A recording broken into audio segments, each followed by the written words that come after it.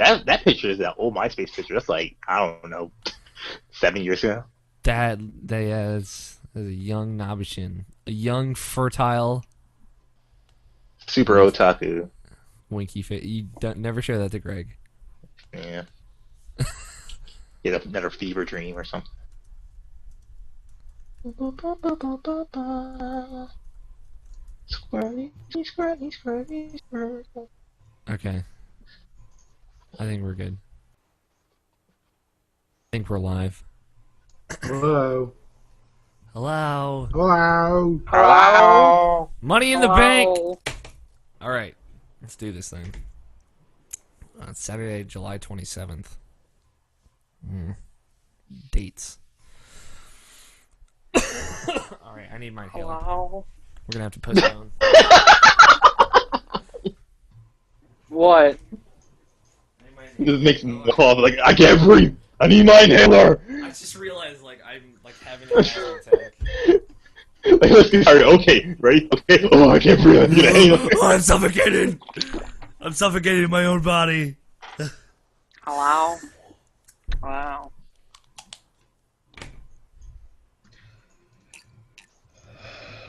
So Animal Crossing, everybody have that mansion yet? No. Nope. I haven't played in 2 weeks. Scott, all right, well, we'll wait for the show. I know you've been playing Luigi's Mansion, so. Yeah, I've been playing. I haven't finished it yet. We'll save it. Save it. Piece of shit. I'm sorry, Scott. That was out of line. You know I do it because I love you. All right. It is Saturday, July 27th, 2013, and you are listening to the Irrational Passions podcast. And I am watching TV. And Scott's watching TV. I'm your host, Alex O'Neill. Wait. Scott? Did I hear Scott? This week, I am joined by Scott Guthier. My name's Austin. Thank you. Stop it. What? Risen from the Scott grave. doesn't exist anymore. Scott is back. He's still very sassy. Evan the Walrus Wall is here. Hey, look, it's me. Brian Nabishin Jackson is here. Sabine! And Tony Horvath is joining us as well. Wow. Tony and Scott on the same show. That's fucking crazy. I know. Like, Tony, you said last week you hit your 1 out of 10 show, like, a year quota, so you're good. You're done. Hey, man, I've actually made an appearance on, like, the last, like, 4 or 5 shows. The last 3, I'll say. I'll give you 3. All right. Still pretty good. Still pretty good. Magic Nights are just eating your fries. Scott! Actually, it's more than work than magic. That's true. Scott, what are you doing? What are you doing here? You're on a podcast again. Yeah. It's been 6 What would you do weeks. if you were just You all God? know why I was gone? Yeah, you had stuff. First 2 weeks was vacation, the Shiggy deal. We all knew I was going to be gone for that. Then I had work. All right, I started the what is it? Wake up at 5, get in at 5:30 job. I worked 9 hours every day on that job. So it kind of dawned on me very quickly, actually very slowly, because it actually took me 2 weeks to realize that 9 o'clock was not going to work on Fridays when I had that job. Yeah. So I just passed out before the show, like 30 minutes or an hour beforehand. Yeah. I wasn't planning on. It was funny because like when we were on our 3-year anniversary show, you were like, yeah. you like texted me like right after we finished and said, "Fuck, I fell asleep, guys."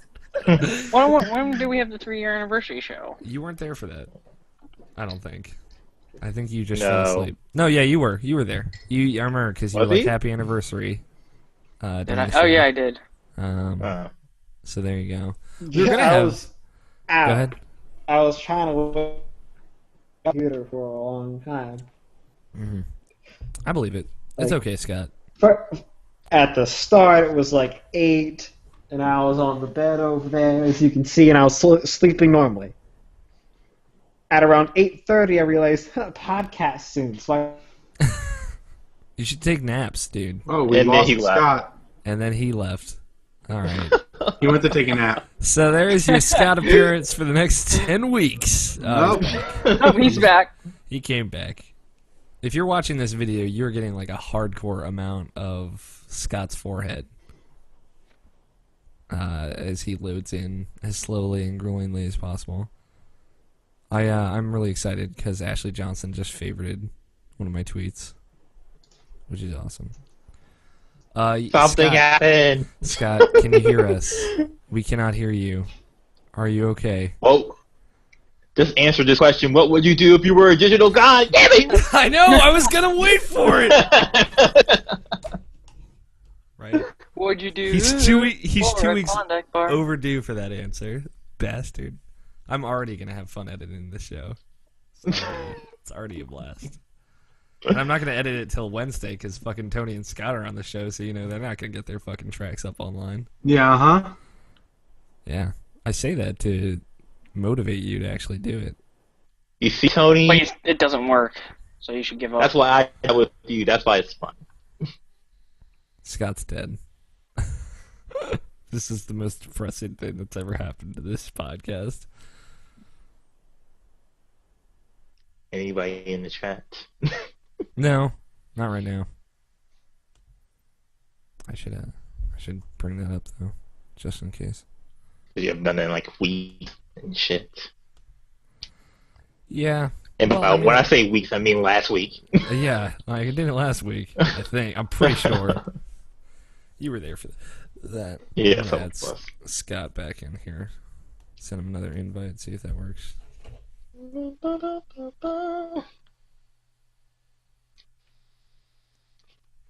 All right.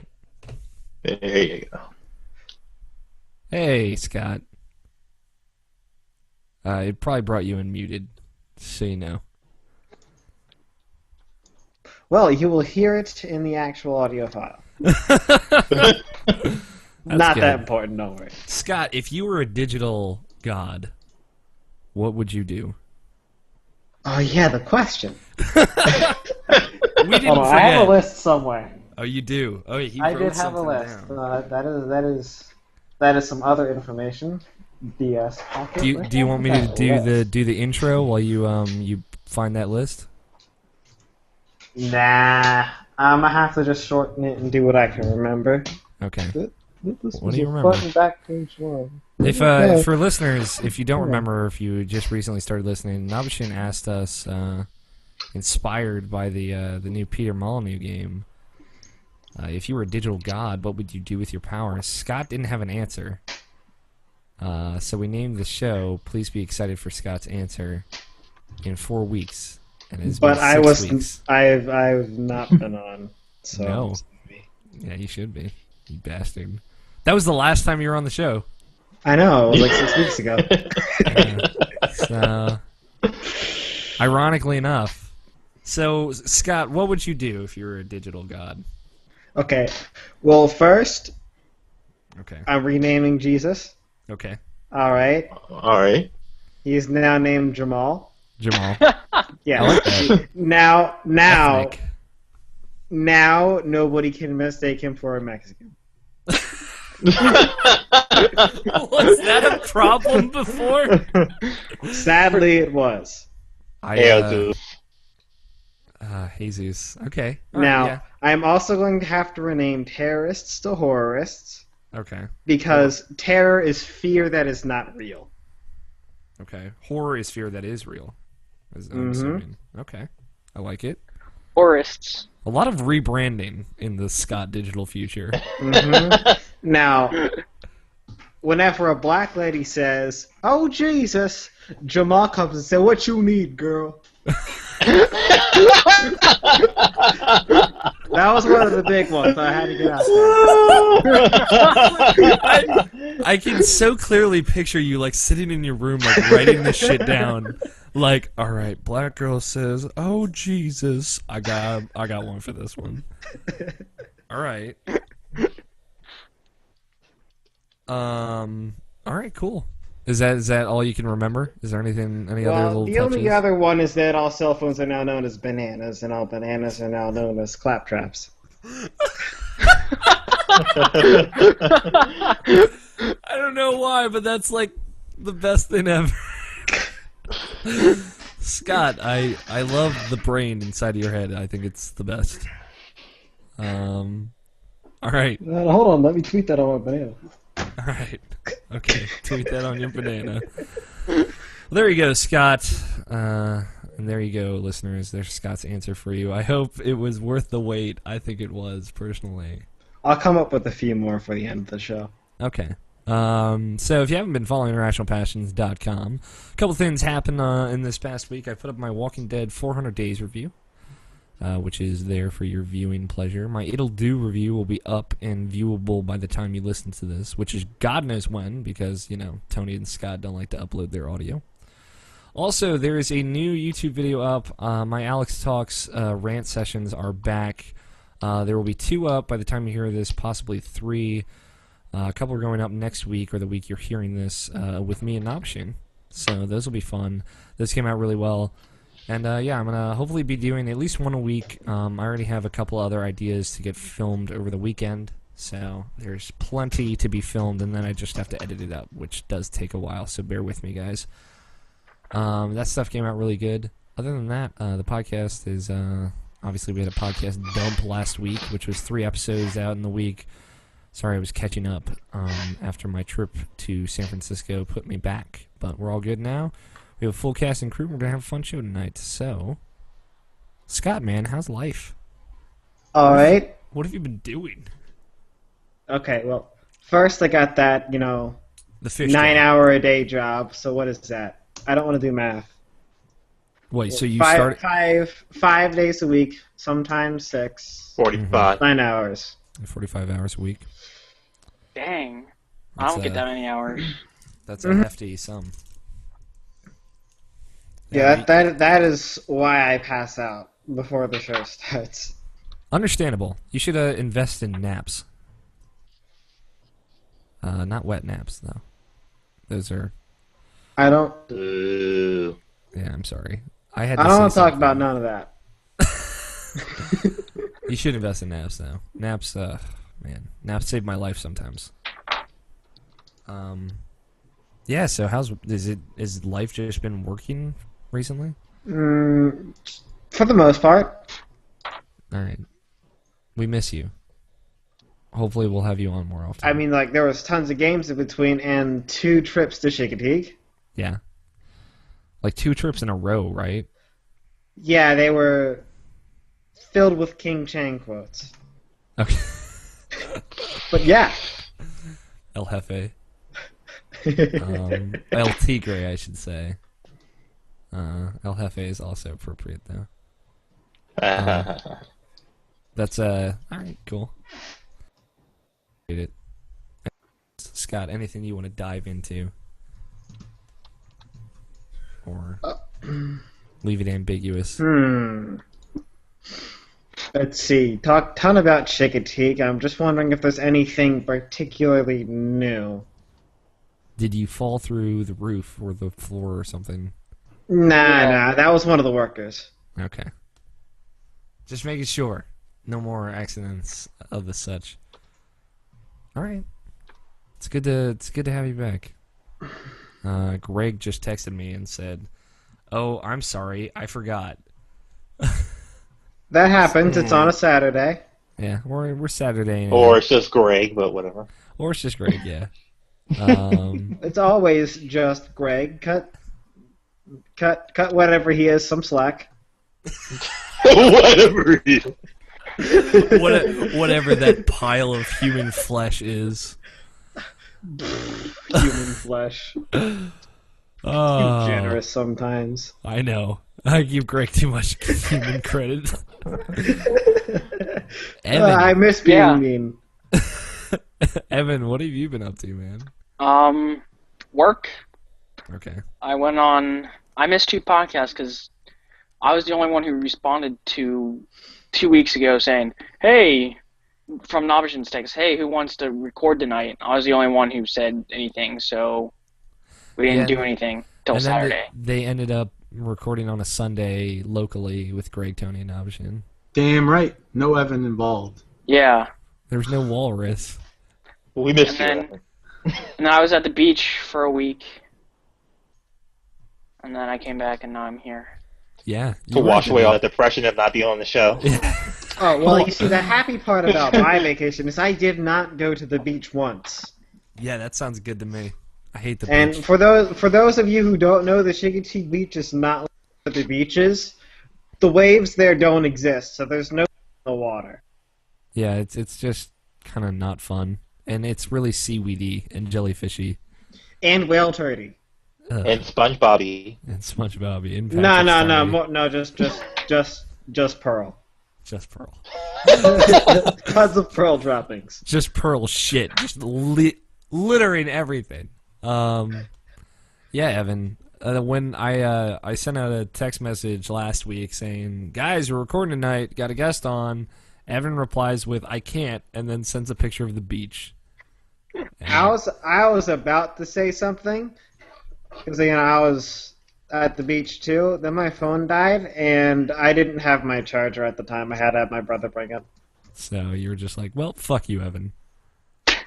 Just like in not so many words.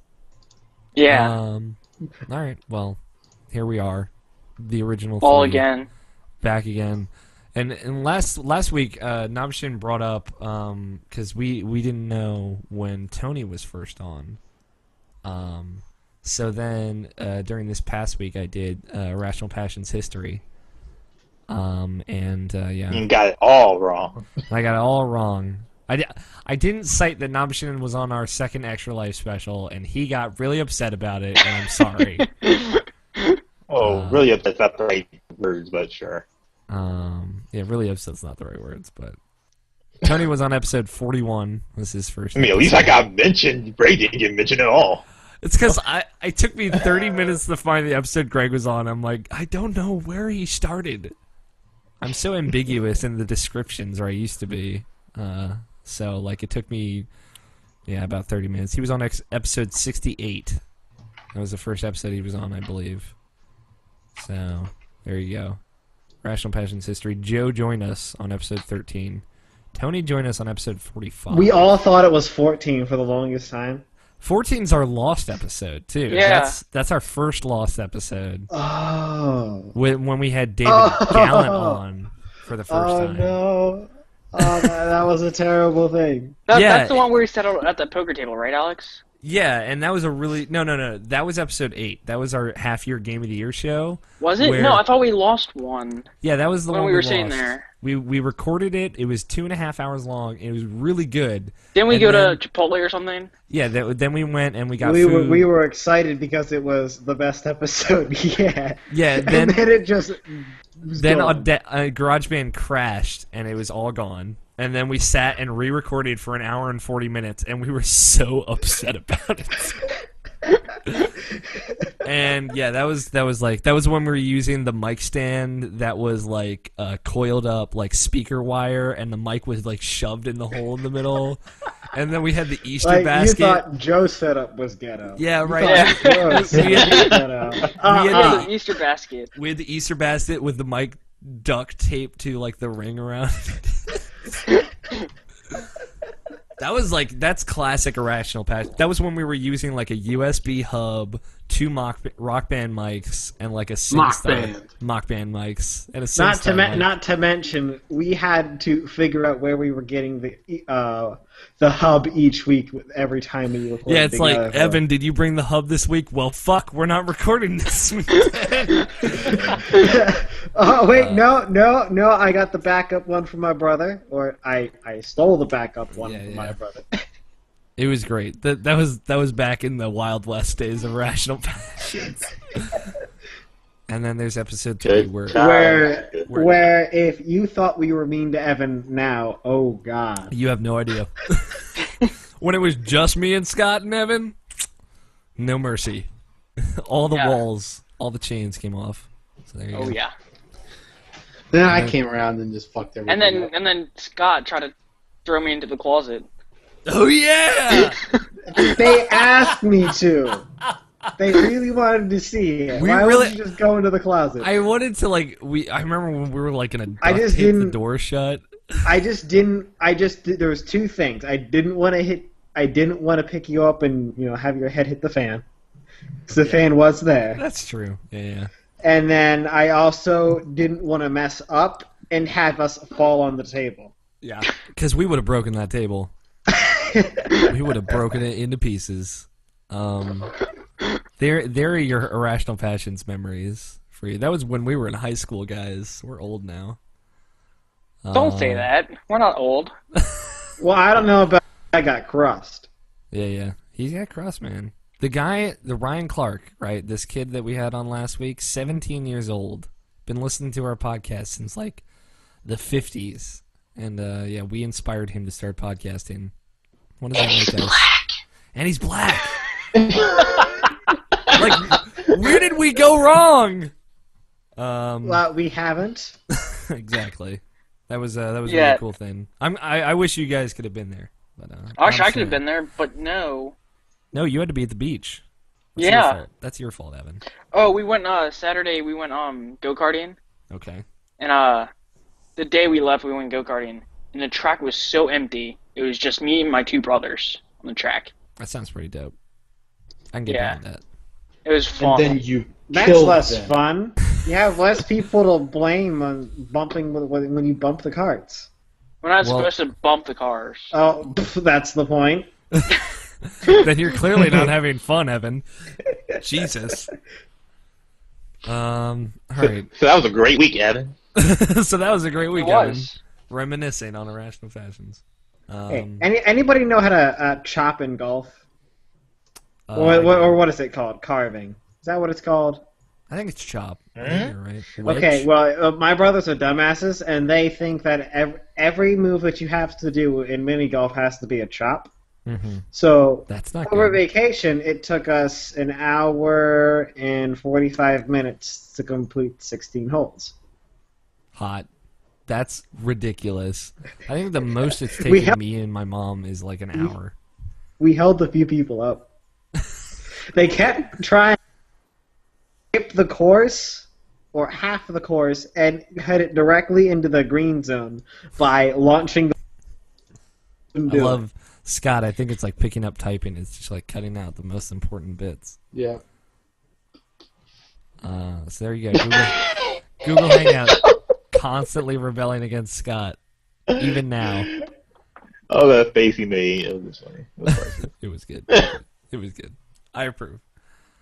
I'm sorry, Scott. It's okay.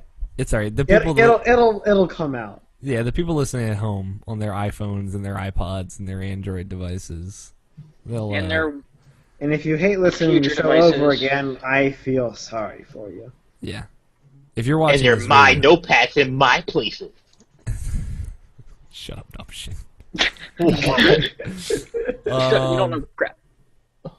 Tony, man, Hi. how's your week? It was a lot of work. Okay. It's basically all I did is work and sleep. I like how we all have jobs now. We feel productive. Everyone except I feel old now that I have a job. Where the one that said you rode? Yeah, you rode go-karts. Shut the fuck up, Evan. You're like a 3-year-old. Jesus Christ. You're living out more youth than all of us combined. Then we should go go-karting together, guys. That'd be fun. Yeah, Irrational Passions go-kart trip. Yes, Family I vacation. say we take a trip to the old neighborhood and go rock climbing again. Okay. All right. I know what you're talking about, Scott. Let's do it. Climb a 20-foot rock wall. No equipment. Let's just do it. No harness, all wet. All wet. It's so wet.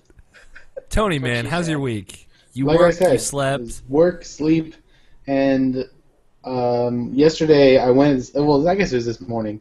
Like 1 o'clock in the morning, I went to Harris Teeter to get this drink for my girlfriend, and What kind of drink was it? it was Welch's orange pineapple apple juice.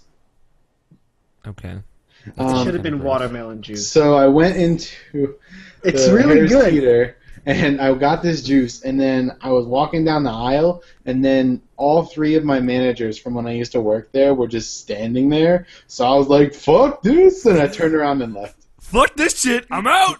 Yeah, Wait, I was like, I don't want to talk to them. Tony? What? You quit? Yeah, I haven't worked at Harris Teeter in like 4 weeks, bud. New What job? is this? Evan's so out of the loop. This is Evan. Here, This let is me what show- happens. Let when me show you Tony's on the something real podcast. quick, Evan. Here, look at my shirt. He's wearing a Papa Do you see John this? shirt. Do you see? Oh, dang. Yeah, me and Navashin work at the same place right now. Nabashin's Is it working more 2 fun? jobs. Huh? Is your new job more fun? Yo, we hang out all the time, and then I try and hit him with pizza boxes and watch him put cheese on pizza. What? Yeah, sure. It's totally true. I try and beat the crap out of him all the time. And he's like, "Why are you hitting me?" Yeah, I'm working. I'm in work mode. I don't have time to screw around. But Tony, go, let's do something, bro. It's because like when I'm in the store, like all I ever have to do is like fold boxes and fuck around, wait for an order to drive somewhere. I just remembered something. I have some news that I have to share with you guys during the break. Okay. Some exciting stuff. So it has nothing to do with me. Cutting Alex off. Good. See, now I'd be cleaning the floors and hitting Nabashin with boxes at the same time. Yo, I feel like we should get Alex. Yo, Alex, you want to work at Papa John's? Fuck no. Why not, man? It's fun. I don't give a shit. You can No, work it's at really fun. Come on, man. Let's do this. Scott, what the fuck do you know? Yo, I'm just Scott, going you off should work whatever at Papa they're saying. John's. Scott, you should work at Papa John. I would love to see that. Yo, what if we got all of us to work at Papa John's? Maybe I during might the year quit it's a my job. part-time job. I could probably pull that off. We should turn Papa John's into the official Irrational Passion studio. Go there every Fuck week. you, Domino's. Yeah, Yeah. fuck you, Domino's. Pizza Hut app on Xbox 360 ain't got nothing on this shit. Yeah. They draw a better Batman and Wizard than you do. Yeah, fuck your shit. Batman Wizard, get all I up in haven't his gotten grill. any of those kind of requests yet. Of course not. I because had only- it once. No, I had it once at my old one at Williamsburg in Virginia. Someone wanted the Yoshi on their Alex. box, and they drew it on there. Hot. What's up, Evan? No, I'm saying it was you who ordered that. Yeah. Yeah, we did it at Nathan's house like a couple of years ago. Somebody drew it. Somebody actually That did it. man made $20. Yeah, I still have that pizza Cutout. box cutout in my kitchen. I've had it for 2 years. Yep. It's a beautiful thing. This is a very long intro, by the way. Yeah, man. If I were ever given a crust like that, I'd been like, listen, I'm sorry, But but yo, I Alex, can't draw. if you want a job, man, I can get you a It job wouldn't, pretty easy. it wouldn't do the request any justice. That's alright, Tony. If I got a job, I wouldn't have time to do stupid shit like make videos for the internet. But then Yeah. you'd have money. Yeah. Well, I don't know. You have some invisible source of money anyway. That's how you went to California. So. Yeah. Brian, Navashin and I were trying to figure out how the fuck you get all your money because you still like hopping on planes going everywhere. I can tell you. I'm not going to say during the show, but I can tell you. I'll tell you during the suck break. dick. Yeah, I you just. suck so yeah. much. It was like we were having a conversation in the car. We were like, "How does he do it?" I'm like the bunny from the 3DS eShop. I suck all the dick. And that's how I sell those fucking hot eShop games. Navashin gets the high level giant bomb reference. Navashin, how's your week been, man? What's up? How you doing? It's been alright. I started my new job finally. Yeah. Yeah, I mean that's been, and then working in a deli. It's pretty much how it was when I was at my old job that I worked for 7 years before I moved to Japan. It's pretty much the exact same thing, except now I'm just now actually working with the food, and it's not really all that bad. It's just because I know when I was working in the morning, like the day just like flew by like that. It's like only in the afternoon when it's kind of slow. Because usually we only get like maybe like at most like 3 people an hour to come by who ask for meats. So it's kind of weird, but yeah. But yeah, as long as I keep busy and as soon as I find out what to do, that job's gonna be like nothing, and I'm excited about that. Yeah, I'm dude. like my full time. It's super easy if getting all their you own want money. to do is stand there. Yeah. Sounds good. Still at Papa John's? Yep, still there. I told him he wasn't I allowed don't to know how quit. much yeah, I don't know how much longer I'm gonna stay there though. It's too Because much of a hassle, Tony- just trying to get rides and shit. Because of Tony. God, I can't fucking stand Tony. I live with him. I already have to deal with that shit. Yo, we have fun at work. I believe it. Yeah, it's fun. And Yeah, no I matter don't know what- what I'm gonna No matter what he's doing at work, like if he's doing the oven, I'm like, "What's up, Oven Master Brian Jackson?"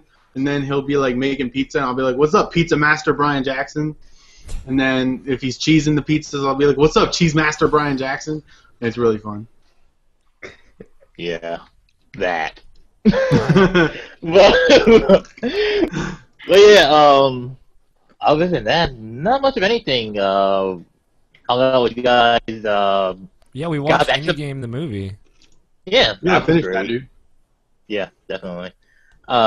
Actually got back back to my parents who been worried about me because I haven't talked to them in like 3-4 weeks now because I don't have a phone to call them.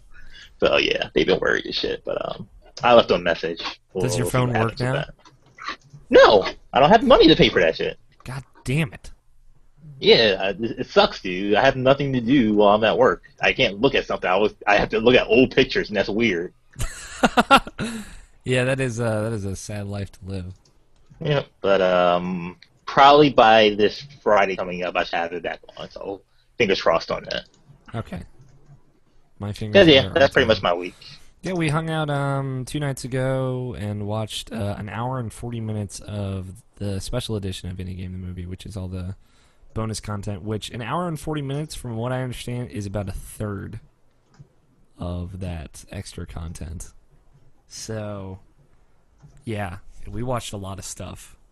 It was good stuff, though. It was, they had the epilogue for pretty much all of the characters and people from Indie Game proper, and then it started delving into some new indie developers, including like the guy that did Spelunky, a couple iOS developers, the guy that did Passage, which was something that I had heard of but didn't really understand before that.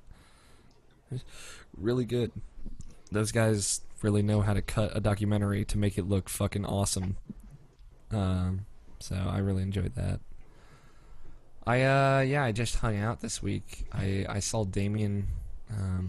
Obviously, everyone who listens knows who Damien is. I hope. Hello. Yes. I saw him like 2 times. We had dinner 2 times. We had dinner dates. Hi. Hello. Hello. I want like. Just I don't know where I came from. follow him on Twitter and watch his vines. That's. Oh, I'm sorry. He does his Instagram videos now because Vine is so old school. I fucking hate Damien sometimes. We found out that Greg was a fucking anime hipster. Yeah. Which bothers Tony and me, but Nabishin less. Which I understand. You know what? To each everyone's own. I'm trying not to get as chopped up about stuff. Sometimes things will bother me, though. I am not impervious. Like whenever I hang out with you. They're like, anytime I just see Tony, Yep. it's just, right under my skin. Yep. I live there, man. Put a hut up there. He's like a little tick. It just bit and then crawled into my skin. Jesus Christ. Don't tweet out. Yeah. I recorded a whole bunch of videos. No one got that. I Nope. mean, come on. You can't blame him. You still got sea salt stuck in your skin. It's true. I do still have sea salt stuck in my skin. It'll never come out. No. Lies. Okay. Calm down, Evan. I recorded a whole bunch of videos. Nabishin and I recorded some stuff. I recorded some stuff by myself that you can watch right now. YouTube.com/IrrationalPassions. That stuff is awesome. It's fun to record, so look out for that. That'll be up. It'll be up on the site as well, so IrrationalPassions.com if you don't know when it will go up. Yeah, it was a fun week. It was kind of like me relaxing, getting a lot of writing done, and a lot of emails have been sent. Let's talk about video games. Scott, you've been gone for so long. I imagine you've played a fuck ton of video games. Well, But we only want to hear about the ones from this week. No, I want to hear about all of them. Nope. I've been playing a lot of the same games. Okay. And let's talk about this Animal Crossing. I have a $2 million in the bank. Okay. Bro, get on my level. Money in the bank? Yep. Money in the bank. Hashtag Ryan's cool. I'm Ryan sorry. Scott. I stopped collecting perfect fruit. I haven't been able to get rid of some of my other perfect fruit, but I'll take some for you. I'll take some. That's my shit.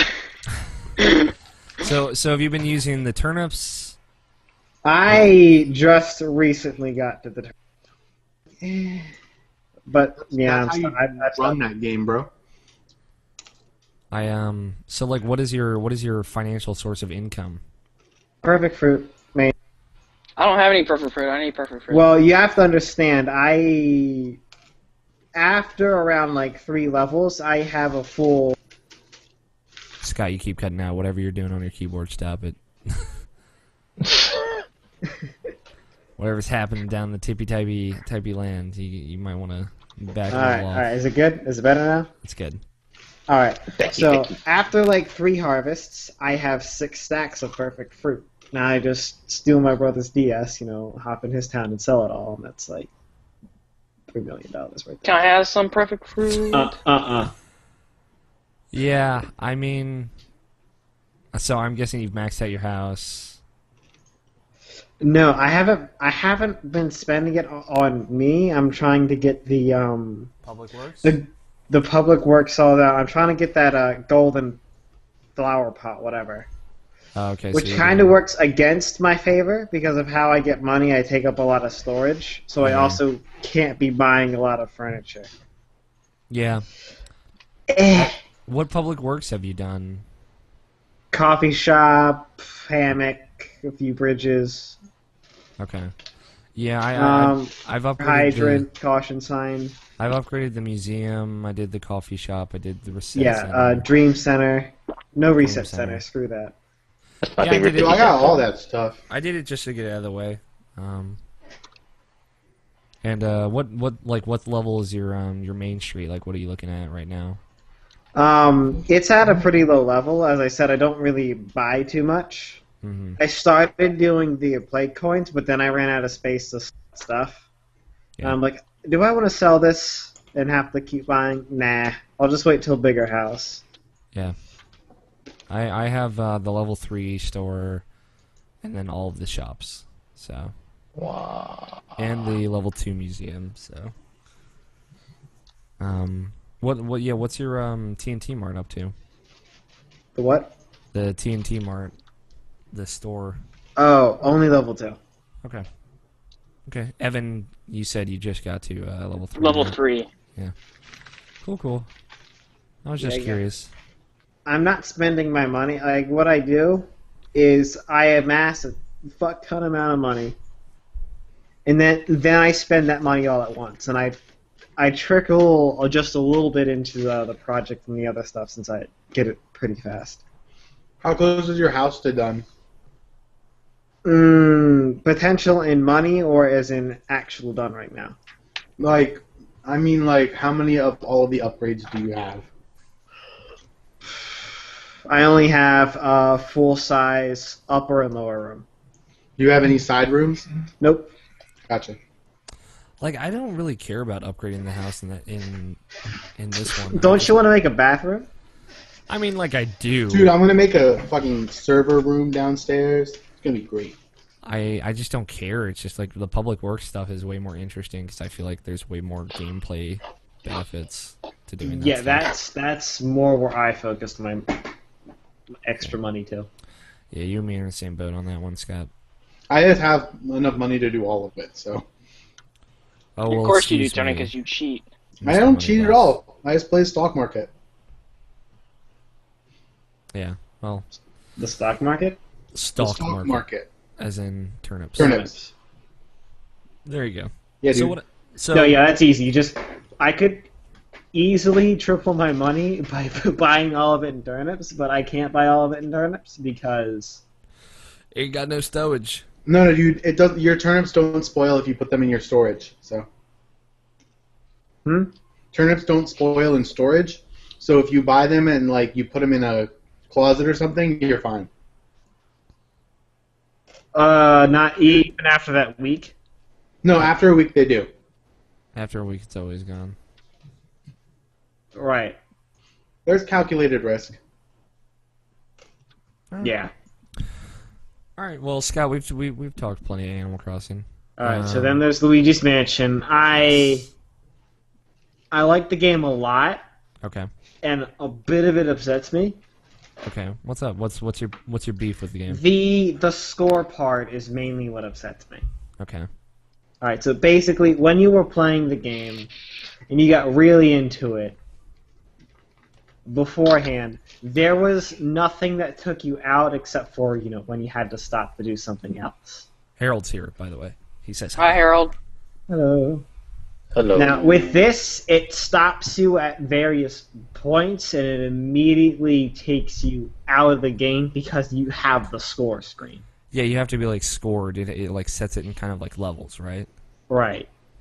And it's kind of like, this makes it, I want to say, it takes the eerie feel away. Okay. It makes Especially when you're getting into it and you keep going. Eventually you just start to see everything coming. Yeah, it's like a code. Because you stop and because you have that extra time, you start to see everything coming, and that feels no longer there, and that ruins quite a bit of it. Takes away the magic. Mm-hmm. That sucks. Like that was kind of like the one thing that kind of holding me back from picking up Luigi's Mansion. It was just like, I know it's like really level based and it's like more bite-sized chunks, and that makes sense because it's on a portable and whatnot. But I like the kind of it was kind of like an open world-ish feel in the original Luigi's Mansion. Mm-hmm. You could travel wherever you wanted when you wanted. Scott, watch the typing. Right? Heads up. Okay. I like you're. I forgot about this. Man, come on, it's been 7 months. I just assume you're typing. You could just be your microphone could just be breaking down into pieces. No, it's probably typing. Okay. Although it's like I have my stuff not up that loud, and I can hardly hear it when I take that off. I gotcha. So I'm not. Just I'm not be sure cautious. You'll be fine. You'll be fine. The audio file will come out fine. No, it won't. Lies. So, how much like Luigi's Mansion have you played? Is there like a metric? I beat the desert level. I have no idea what that means. It's a metric crap ton, Alex. Let's say I want to say I put 10 hours into it. I try and 100% each level before I go into the next one. Yeah. Doesn't always work out because some boosts I just can't find. Just like Yeah. Alright. You're enjoying it though overall? Yep. Good. Anything else you've been playing? Nothing too notable, no. Alright. Are you migrating more toward Dota or League at the moment? Neither. Oh. Surprise. There's no MOBA in your life right now? Yep. Alright. Interesting. Okay. MOBA's dead, man. It's a new MMO. No one plays them anymore. Tony stopped until today. Or yesterday. Yeah, there you go. Yeah. Alright, cool. Evan, I mean, until I stopped around, since the last time I've been on the show. I might start up again. I don't know. Don't go back. Just recently, I just haven't been playing much. Understandable. I gotcha. Evan, video games. Yes. Yeah. Professor Layton's Miracle Mask. Yes, this is a very good game. It is. I like it a lot. It's a good 20 hours too. Is it? I don't feel like it's that long. Like it is that long. I finished the first I finished the first 2. I've been exploring a lot of the extras. Now by 2, do you mean the first 2 puzzles? No, the case of things, like the chapters? Yeah. I'm pretty sure I'm really close to finishing the 3rd one or starting the 3rd one. So, what do you think of it like kind of switching between the past and the present? It's switched between past and present? I'm pretty sure you've gotten there if you're on like chapter 3. Spoilers. I haven't seen any past things yet. So like what's happening right now? What's going on? Oh man. I just played it yesterday too. I do not remember. So you get to the city, right? Yeah, I just got to my hotel and I just got my rabbit. Okay. So that's when you get to the hotel. Layton sits down and he starts talking about what happened before. And Okay, yeah, I haven't gone inside the hotel yet. I have. Okay, cool. I just got my right. You've barely touched the surface of that game. I know. So that's cool. I wanted to play with the different things they had, like the daily puzzles and all that. Yeah, what do you think of like how the game looks, how the puzzle system and stuff, everything? I would have thought it would be more like the iOS game. The iOS game is very different from what I know, and it completely surprised me. I was like, same people. I was expecting it more be like more investigate the case, investigate the crime scene, and then do deductions and stuff. But it's not. No, it is not a murder mystery. It is a very much puzzle-driven game. Yeah. It gets and really the graphics are cool, but they're really weird. Like I would have thought they would be more like the iOS game, though. You know what I'm saying? No, it's they're like two different beasts. That's why they set them like kind of so far apart, both in platform and just like the characters that you play. Yeah, it's that game's pretty good. I like it a lot. You're not too far in, but yeah. No, I know I'm not. Did you go out and buy it, or did you download it digitally? I bought it. I went out and bought it. Oh man, I'm surprised you found a copy. Yeah, I walked into the GameStop and was like, hey, do you have any Professor Layton games? They're like, yeah, we have this, this, and this, and this. I was like, okay, I'll take the newest one, 3DS. He's like, okay. Yeah, he gave it to me. That's how retail works. The 3DS games, man, they've been in limited supply, I'll say, other than like a Mario game, just because they're trying to push that digital download stuff. You bastards. Yeah. So yeah, the next Layton game, which is I believe it's a direct sequel to that one, and is the last Layton game, is coming early next year, I think, to the 3DS. Hey, who's at a payphone? It's time. We're gonna get so sued. They're not gonna sue us over a 2-second sound clip, Alex. All right, yeah, probably not. No one's gonna listen to this. Don't worry about it. What else you play? Evan, you finished this Professor Layton iOS app. Yes, that was really cool. I really like that. So, like, explain to me, kind of like, it's a murder mystery game, right? Yes, it's murder mystery. You haven't played it, have you? No, I've been meaning to play it, but like I've been so caught up in everything else. It's really great. You'll know what I mean when you play it. You'll understand what I was thinking when I got the game. Okay. Like, because the graphics are totally different. Yeah, I've seen screenshots. Is it like a point-and-click adventure? Kinda, sorta. Like, you'll investigate the crime scene, which is point-and-click, and then there will be a whole bunch of questioning, just back and forth, basically them, not you, and then they'll ask you a question or two, and then you'll have to investigate the crime scene again, and then some more questioning. Sounds kind of Phoenix Wright-esque. Which I have to get the HD Phoenix Wright games and play through them again before 5 comes out this year. So that's, and there's 10 levels, but the first one doesn't count because that's just a intro to the tutorial whole system. Yeah. There's 9 actual levels, and man, are they great. Okay. I got really stuck on the last one though. So you said you wanted to write something up about them, so yeah, I was hoping we could do a co one, but I'll you know what, I'll try and I'll put in some time this weekend, so I'll at least have something to say about it. Doing some time. Yeah. Anything else you've been playing, Evan? Yes, a little bit of Sly Cooper. No. A little bit of Battlefield. Big surprise. And there's this game that came out in alpha that I'm in. Lords of New York? No. Gangs of New York? No, it's Is it Nerd closed? Kingdom. It's oh man, Is what it is an it? iOS game? No, it's a computer game.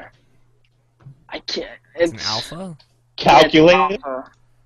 Calculator? Microsoft Paint? No. Mario Mario Paint?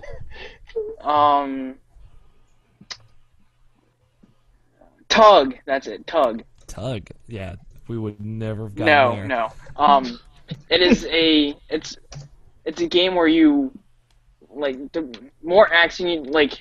Basically, what you do affects your body, which affects your play. Like the more running you do, the leaner you will be. The more you eat, the fatter you'll be. Okay, so it's a runner game. Kinda, but it's like Minecraft as It's well. a goddamn Kickstarter game. I can't Yes. get away from it. Okay. So the alpha's out for that, and did played you a little fund- bit of that. Did he fund this Kickstarter? Yes. I need to look at the stuff that you funded on Kickstarter. I've heard of this shit. You can find me on Kickstarter. It's Sticker Glue. I know. You're on my friends list. I just never go on Kickstarter unless someone links me to something specifically. And Or then I'm in you it. put in money into it. Yeah. No, I haven't funded a project since. Just the January. penny arcade for $1. Yeah. My last 3 backed projects were the Penny Arcade, Spelunky Dance because it was necessary, and GTFO, a film about women in gaming. So, last real one I did was GTFO. That one was good. So that one's gonna be at PAX Prime. So, cool. That's it, Evan. Can you talk about this Tug game? Yeah, I mean, right now it's really really rough. Like, you can't Is do it any of the POV? crafting. You can't. Basically, it's It's basically Minecraft right now. Graphically. You can't do much. It's basically walk around and explore the environment, fly around a little bit. Is it a first-person game? Yes, but there will be, I think, an option to do third person as well. I'm not Okay. I'm not sure about how that's going to work. Here's the elevator pitch. Tug is a multiplayer open-world sandbox RPG using new technology and social sciences to directly involve players in the game's Yeah. design. What Alex said. So is it like a Minecraft-like? Right now it's Minecraft-esque because there's not much they've done to it. Okay. What is the promise of this? What is this going to become? Like, I don't know. It just, the more you do with your character, the tougher, the fitter he'll be, and you can explore and tame animals and stuff, and build houses and. It's like the more shit you explore and do, the more shit you'll be able to do. Yeah. Okay. All right. I'll be interested to see how this develops because they're like one of those games. It's like fans will shape what the game becomes. Yeah. It's pretty cool. Okay. Cool. I just didn't expect it to be this rough right off the bat. It's an alpha, dude. Yeah, I know. This is what video games are like. I know. I'm just saying. I thought they said they put in crafting, but I must have been wrong. I mean, this is what your first alpha that you've played, probably. Yeah. So that's understandable. A little jarring. I thought they said they put in crafting, but I guess I was wrong. So. Yeah, alpha is riddled with bugs. Oh, I know. So much content. Yeah, Scott, remember that hot Killzone 3 multiplayer alpha? Actually, that wasn't too terrible. That wasn't too terrible, but they had Killzone 2 as a baseline, so. They did. Still salty about that. That's another conversation. Is that all you've been playing, Evan? Yeah. No Sly Cooper? No. Sly Cooper. Still in, I'm just saying because you never bring it up. That's all. I know I don't. I'm really mad about that. Also, Harold says, speaking of Kickstarter games, Super Drake Tracker 2000 EX is now available on iOS and Ouya. So, there you go. Not Machine, man. Video games. Video games. God, what have I been playing? Lately, all I've been playing is pretty much Muramasa Rebirth. I've played the fuck out of that game. I know. I saw you tweeting your 100% save file. Yeah, I played the game so much. It's so crazy because I had it on the Wii for the longest time. I had it since the day it came out on the Wii. And I beat all the Keyscapes, and that took me probably a year to do, and like I barely touched Moment Hime Sign. And then I just like I got on the Vita, and it's like it's just like the perfect game for it. It's just something. It's just like it's the kind of I like for portable games. It's just like it just keeps me occupied. I can probably listen to something else or watch something else at the same time while I'm playing it. And that's generally what I do. It's just so much fun. Yeah, that game was like pretty awesome. It's like 40 hours I put into that game too. Was crazy. At least I think it's crazy. It's probably like, other than like what Persona and Mass Effect for this year. I don't know, man. Probably you should have seen my no, I'm Binding saying of like Isaac it's one of finish. the. Yeah, I realize that because Tony said he has 100 hours. I know you have more than him. But I'm just saying this is like probably like the most played game I played this year. So it's other than those two Mass Effect games and Persona 4 going because I replay those games all the time. But yeah, other than those games, I've just been playing that game much. It was fun, and it's really Jones from Dragon's Crown. So I gotta try to save up money so I can get that day one too. So Yeah, are you getting it for Vita? definitely for Vita. Okay. 'Cause I was gonna get it for Vita, so and I know there's no crossplay. Yeah. which is But and disappointing. people are raving about it. Garnet Lee just tweeted about like how much fun that game was. I'm really excited for it. Yeah, I know Colin Moriarty of IGN was talking about how that is a game that you should probably play on PS3, but it's functional on Vita. But yeah, I'll still probably enjoy the hell out of it on Vita. Yep. Greg said he's loving it too. So Greg Miller, sorry. Yeah. So not our Greg. Not our great. Yes, exactly. Cool. But yeah. Video games. Other than that, Mass Effect 3. Cool. Played that again. all right. I didn't put too much time into it, unfortunately, but because I've just been preoccupied. I guess I'm Murmasa, I guess you could say, and trying to get through the last of Us again. Not again, but I'll try to get through that period. But but yeah, played Mass Effect 3, so I really didn't need to talk about that. I heard you thought it was Other not that than- great. The Last of Us. What, Mass Effect 3? No, last. Oh no, The Last of Us. Oh, I love the Mass. God damn it! I love The Mass of Last Us.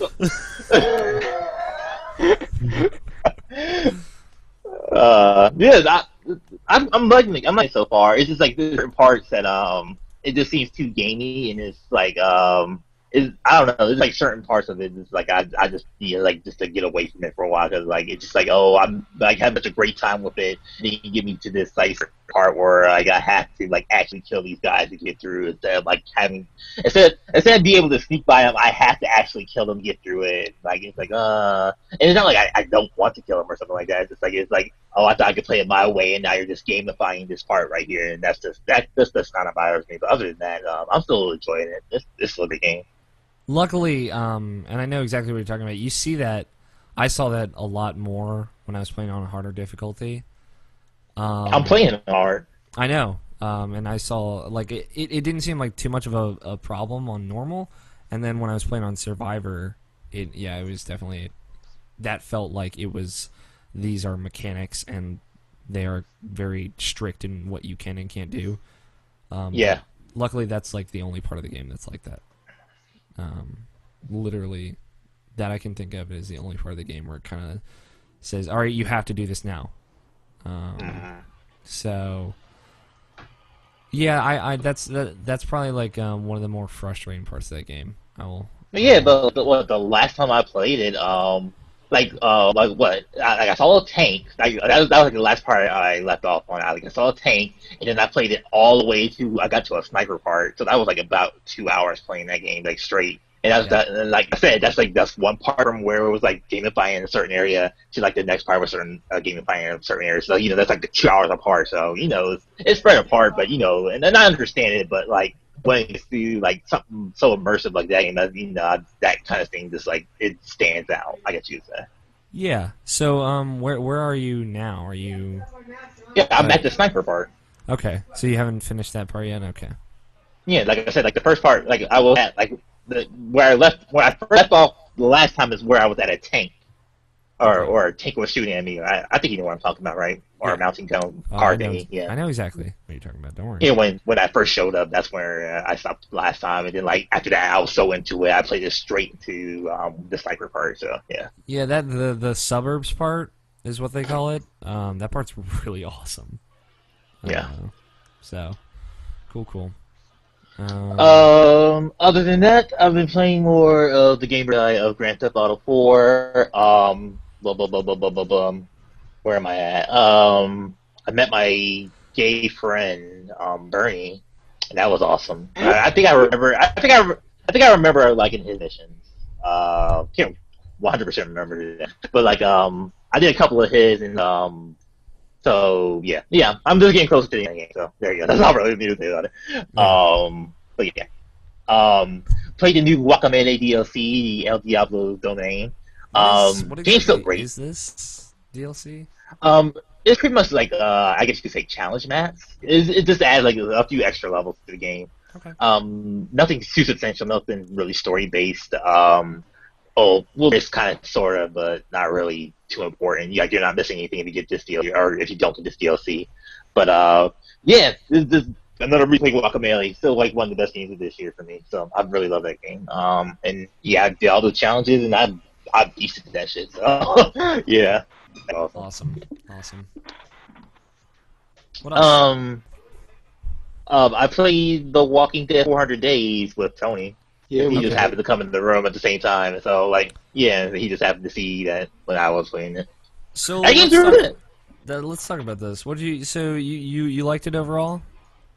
Yeah, like I think I said this on Twitter. I can't remember if I did or not, but like, but 400 Days pretty much, I felt like it really humanized. It's even more humanized than like the whole like Walking Dead season 1 to me. It's like these seem like more like actual people than like still great people, but like I don't know. It's hard to explain, but like I said, it just felt more human and more realistic, I guess you could say, than what I played from The Walking Dead season 1.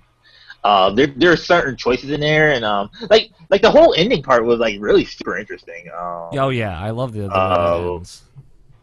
Yeah, like only one person was with me. It was the sick girl. I'll say that. Okay. She went with the black lady, and everyone else did. So there you go. All right. Yo, that one part, it was pretty funny when you had to shoot that dude. Hashtag spoilers. Yeah, I did it in a less spoiler way possible. Yeah, I liked it. I thought it was good, but I don't know. I kind of got lost in the aspect of I didn't really know what the point of it was until the end. I felt like they didn't really give you, as a player who's kind of like already engrossed in this already told story, that there was just you kind of had nothing to go on for the most part until the very end when it kind of wraps everything up, closes the loop. And I don't know. I just thought that wasn't. I guess that's how we went into it because I don't know. I didn't have to doubt it at all. I just thought it was like I just thought of it as 4 short stories. I didn't even know they was going to all tie up in the end. But it was just like those singular stories, which were all really good in my opinion. So I just really liked it. Yeah, I mean, like, I was, this is like the prologue to season 2, and it's, I don't know, it was like not disappointing. I don't want to say that. It was just confusing to start off with, and then it cleared itself up, and I thought it ended really strong. So you're saying that if it didn't lead to season 2, you wouldn't probably like it as much. Like, I feel like they could have just had like a simple intro scene that would have made everything make way more sense. Like if they showed the lady coming up to the billboard in the beginning, and that would have just clicked. But it's like you don't see that until the end. So I'm just kind of jumping back and forth, and I'm really interested in these stories, and I really like these characters, but I don't really get it. I don't know why they are, just why they exist, why they're there. So What are you? Why are you? why Stop are Yeah, it. you? exactly. Stop it. So I mean, I guess I was just looking for more of like a motivation as a player. But that's just my prerogative. So But I liked it. Yeah, I think those writers know what the fuck's up. Yeah. And they know how to make human characters, which is awesome. How are you feeling about the whole Clementine in season 2 thing? I'm indifferent, but I was gonna beyond, and some people had some issues with it, so I was wanting to know what you thought. I guess I wouldn't say I'm indifferent. I don't think she is going to be integral. I'll say that. Yeah, I think that too. I don't think you're going to be controlling her. If they did that, that would be dumb. But yeah, I don't think so at all. I think it's going to be a completely separate story, and you might just see her at some point. And yeah, to see who she went with, because they had that little cliffhanger at the end of the game. So yeah, but I don't think it's going to be significant. Like, if you I don't know if she's all grown up and hard, and now she can't trust anybody. That's not going to happen. Like, people that know anything about The Walking Dead just as a franchise itself know that that's not going to happen. But like I don't know if there's like a certain point where you can hide on the side of a road. I don't know if you did that. I totally did that. So you'll see someone, and you'll kind of get an idea of a timeline, and with that information, you know that some significant time has passed since the end of Season 1, by the end of 400 days. So, I think it'll just kind of be, time has passed, you're somebody else, and you'll see kind of like the fruits of those struggles for a little bit, and then it's just separate ways. That's where I think it's going to go. And other than that, I played some Mercenary Kings. This is a game I kickstarted like over a year ago, probably by now, or maybe about a year ago, whatever. But yeah, it totally looks cool. And that like other than me giving money to Screw Attack for SGC, so they can actually do that. This is like the only other thing I ever kickstarted. This is the actual game thing that I have ever kickstarted. I haven't kickstarted anything else other than this. And I finally got I've been having my copy of it, but I just felt like really concerned playing on my laptop. I thought it would run like shit. But like I had this extra copy. I never gave one to Alex. I was like, fuck it, I'll just give this a shot anyway. And I actually got to run, considering I had to use a PS3 controller. I had to download some drivers and shit like that to get that to work. But yeah, I played Mercenary Kings. It's super fun. Totally worth the money. I think I donated like $100 something like that. Dang. Yeah. Well, there was like a whole bunch for worth it. iOS programming. Yeah, it's worth it so far. Yeah, I love the game. It's super fun. It's pretty much like it's really like the only thing other than Murmoth I've been playing lately. I got probably about 10 hours into it now. I've only been playing it for almost a week. But yeah, it's super fun. I've never been really into. I've never really played Muddle, and I haven't really ever gotten to the Contra games. But this is something that seems to really appeal to me. I just love the art style of the gameplay. And it's very Scott Pilgrim-esque. Well, it's made from the same people who made it. Okay, there you go. Yeah. See, I didn't know that's pretty much the reason why they got my money, because I was using Scott Pilgrim vs. the World, and then I just saw this game. I was like, oh, it's from the same people who did that, so fuck yeah, I too did that. Yeah, I really like that game. That game's awesome. Yeah. Look for it in my monthly passion. Yeah. What? That game's out now too. It's $10 on Steam, 15. It's $15, but it's the early access, so they're missing like certain music notes, and you can tell it's unfinished. So, but yeah, it's still really fun. Like, it's still a functional game, but it's just like you notice like certain things are missing. So hopefully they'll put out the full version soon. Yeah, every time I check my Steam updates, that thing's like patching pretty much every other day. So, yeah, I played a little with you. It's something I gotta sit down and kind of like look at and see if I'm gonna like it or not on my own. But I do like the co-op. I think the co-op works really well. And yeah, we'll play some multiplayer online or something at some point. And sure. Now that he sounds very enthusiastic. You about can that. play a PC game. Gasp. Which is cool. Play multiplayer. Gasp. Yeah, I know. Is that all you've been playing, man? Yep, that's all I got. Wait, we're still on Nabishin? Yeah. Dang. We had a conversation about Walking Dead. I know, but dang. Tony, That was a you while. What's up? You played video games. It's crazy. I know. What is this League of Legends shit I see at the top of your list? Yo, I played like one game of that thing. We don't need to talk about that. Didn't you dominate Oh, this yes, one game, we, Tony? yes, we do. Yes, we do. What do you want to talk to me about this game, Scott? Were you as real? What? I Were was you at as real. real? Did that mean you were gay? Yeah, it did. I put a couple All right, things we're in my done. butt that I regret. Hashtag prejudice. Anyway, then I beat FTL this week. I only beat it on easy, but Yeah, I only play that game. What? easy. Mr. I always play little games on Yeah, hard and shit. there is no hard mode in FTL because Sec- easy is hard mode. Normal is hard mode. No, Normal's like, insane mode. Normal is like harder than Insanity Mass Effect. yeah, normal is easy is hard mode, and normal is do you really not want to have fun mode? Yeah. So yeah, I play that game on easy. It's still I fucking don't hard. fucking blame you. It's still fucking hard. Yeah. FTL is a roguelike to end all roguelikes. So yeah, I'm glad you beat it though. I'm glad you like it. That game It's is really a hard dope. game, sir.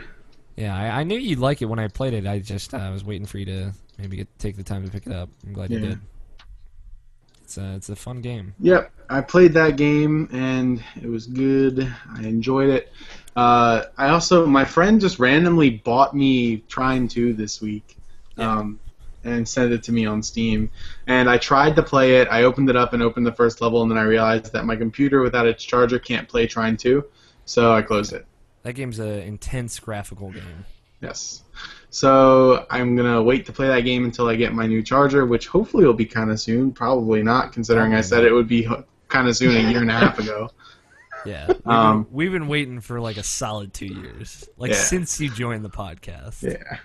So let's see. Then there was I played more of The Binding of Isaac. Still good. Surprise, surprise. And then I watched some Indie Game the Movie Special Edition with you. Talk And- about that. Yeah. yeah. That's good. Played some Mercenary Kings on stream. What'd you think of it? It was kind of cool. I didn't understand really what was cool about it, and then like we started upgrading our guns, and I thought it was pretty cool. Yeah, the upgrade stuff is really cool. I kind of wish that once you killed stuff on a one level, it didn't respawn because I don't know. I feel like it'd be better to explore everywhere if the enemies didn't keep coming back because you have pretty limited health. Yeah. I don't know. I think that's we'd have to the- play a little more. So Yeah, I think that's just to get you to focus on the mission. yeah. And then there is I purchased Rogue Legacy yesterday. Let's talk about Rogue Legacy, Tony. Okay, this What game do is you- fucking awesome. That game is ridiculous. It's so good. It's very funny. Like I it's, love how they walk. It's probably my favorite part about the whole game so far. it's like imagine Ghouls and Ghosts. Like that is like all I Yeah. can think of when I see this game. And See, it's I've been playing this with a keyboard, not a controller, though. So Okay. it's very weird. yeah. I don't have as much control over my character as I'd like to, but that's because I don't have an Xbox controller to plug in. Yeah. That game is I like that game. It's fun, dude. It is just like it is like a total like, oh, you died? It doesn't really matter. Whatever. Let's keep going. Yeah. And there's like this. Have you unlocked the Shinobi? I have not. I only played about like I don't know. Let me see here. What did I play? I played about 30 minutes of that game. Okay, yeah, that was my first session. It was about 30 minutes. Yeah. So there are like a bunch of really obscure references and then not obscure references. Like when you unlock the Shinobi class, which is like you can unlock more classes as you upgrade your skill tree, which takes the physical form of the castle in which your Yeah. family tree is born into. The Shinobi class says, born from a long line of ninja to protect their village. Believe it. Oh God. Boo! And then you can upgrade like each class, and Yeah. the Shinobi upgrades to the Hokage. And is like he trained all his life so that he could become the greatest ninja in his village. Believe it. And it's so funny. It's so good. And yeah, there's like sometimes you'll just stumble into like a room that's like a vignette of one of their previous games. Yeah. And it's like really sarcastic stuff about how that game sold like shit. So then we made Rogue Legacy. Yeah. It's cool. What is your favorite family trait so far? Oh, jeez. I mean, I don't know. I like the upside down ones. I hate those ones. I like them down. because they're so ridiculous. Yeah, the vertigo. Yeah. I got like sick when I was playing as one of those. I'm like, well, I'm never doing this again. Yeah. I'm not sure really. I haven't been paying. Honestly, I haven't been paying too much attention to that. So. I like that you pick one with dyslexia and then just all the words are scrambled up. Yeah. And there's like one he likes it old school and just the whole game is in sepia tone. Mm-hmm. That game's funny. So like, did you make any progress at all into the castle? I mean, I don't know. I don't know what exactly qualifies as progress. One time I accidentally went into a portal and got killed by level 50 things. Yeah. One time I made it to a boss and got killed in one hit. Yeah, that's happened to me. But other than that, I mean, I just kind of go around This game's and like- smack sounds like everything fun. with my sword. It's awesome. It's And you might Nabashine's like gonna it. play some after we're done doing the show. You might Alright, like it. well, I'm going to have to start playing some with you right when we're done with the show. You Is would- it multiplayer? No, it's not. But Scott would most absolutely, definitely love it. Scott, come over to my house. I know for a fact. I don't think that's going to work out for today. Come over to my house some Tony- other time. Tony's just gonna come like kidnap you. Yeah, he will. That would work. That would work. Yeah. I'll help him. I could do it. Nabashine will Um, come with me. what else I'll have you been help playing, you. Tony? Other than that, let's see. I played some Animal Crossing, and then my girlfriend stole my 3DS, so I don't have it anymore. Yeah. Oh, you should break up with her. No. Give me my 3DS back! Now we know what I It's let not a her literal borrow thievery. it. It's So. we know what Evan's literal priorities are. Clearly. Yeah. I played some D&D 4E. Yeah, we did that. And I'm gonna try and get Scott to play. I'm gonna tell him that he can sleep when he's dead, and so he should come play with us. It's true. Well, I mean, We don't ever go like later than midnight, so I don't know why it'd be a problem. we so. went to 12:30 Once. last week. That's because Josh's campaign wanted to kill us. Yeah, well, Josh's campaign was kind of fucked up. Let's be real here. Let's be real. So anyway, after that, I played through. It just randomly one night. I played through all of Journey. Yeah, Namashin tweeted at me saying that you were enjoying it. Yeah, it was a good time. Yeah. What do you think of that game? It's good. Thanks. Let's not be It's descriptive. fun. At all. I had fun with it. It is fun. It's a beautiful He fucking talked game. so much shit about it last year on the Game of the Year show. Down. What I did you? did. Yeah, you did. I don't remember. Yeah. What did kinda you think did. of the music? That's because he was going status. That's the only reason why I gave so much shit. Yeah, it's true. What did you think of the music, Tony? The music was good. I like. Okay, so the part that stood out to me the most of the entire game is when you come to the first part where you have to make those bridges. Yeah. When I got to the top of the hill, there was some guy standing there waiting for me. Yep. When I got up to when you first get up to before you actually make any of the bridges, when you get up to that spot and you're like, okay, I gotta figure out what I want to do. There was some another person there waiting for me, and I was like, yo, Nabashin, what's this other guy doing here? And he was like, I don't know, maybe he'll show you some secrets. So I followed the guy around, and we did this entire thing, and I went through probably about an hour of the game with this NPC, thinking it was an NPC. I had no idea it was another person. Oh. Nice. And then the guy was gone, and I was like, wait, where'd it go? And now she was like, oh, you probably lost him. I was like, well, that's weird. Will he come back? He's like, no, because that was another player, so you'll get a new one. And I was like, what? Very coy of you, Nabashin. I appreciate that. But yeah, it was really. I enjoyed it. I thought the game was pretty good. I tried to get Alana to play it when she was over, but she was like, "This game is stupid." She didn't understand. It's not my fault. Alana has no soul. She didn't understand why. Like it's all about Is the she a journey. Man. ginger? It's all about no. It's all about the journey. It's all about the journey. Anyway, after that, I think I talked about this last week, and I don't remember if I played any yet this week because of work. And let me not being just point home, out that I know Nabashin is also only thinking about the Journey arcade machine because of this week's Giant Bombcast. I just want to put that out there. I haven't listened to it yet. So It's like really good. I was super caught up on all my podcasts because I listen to them while I'm driving around at work. But then I found this really awesome podcast I'm going to recommend to you during the break, Alex. Okay. That it has like 200 episodes, and so far, and each one's like about an hour. Sometimes it's 2.5 hours, and I'm 20 episodes in already, just because I listen to it while I'm at work. Okay. So it's real good, real good. And we don't want to give them free advertising, so. I'll give them free advertising. All right. Anyway, Videos. then I think I talked about this last week, and I don't remember if I played any more this week. But Saints Row is good. Yeah, it's a good game. And that's about it for me. Evan, guess That's a what? lot of games, dude. I haven't even talked about my games yet. Hey, can we name this Everybody Talks for like an hour except for Evan? Evan, you talked for a good chunk of time. We talked about late. Not as long as you guys. That's not true. You and Scott It had is. roughly the same time frame. You only played 3 games. We all played like 10 because we have nothing better to do with our lives. Yeah, exactly.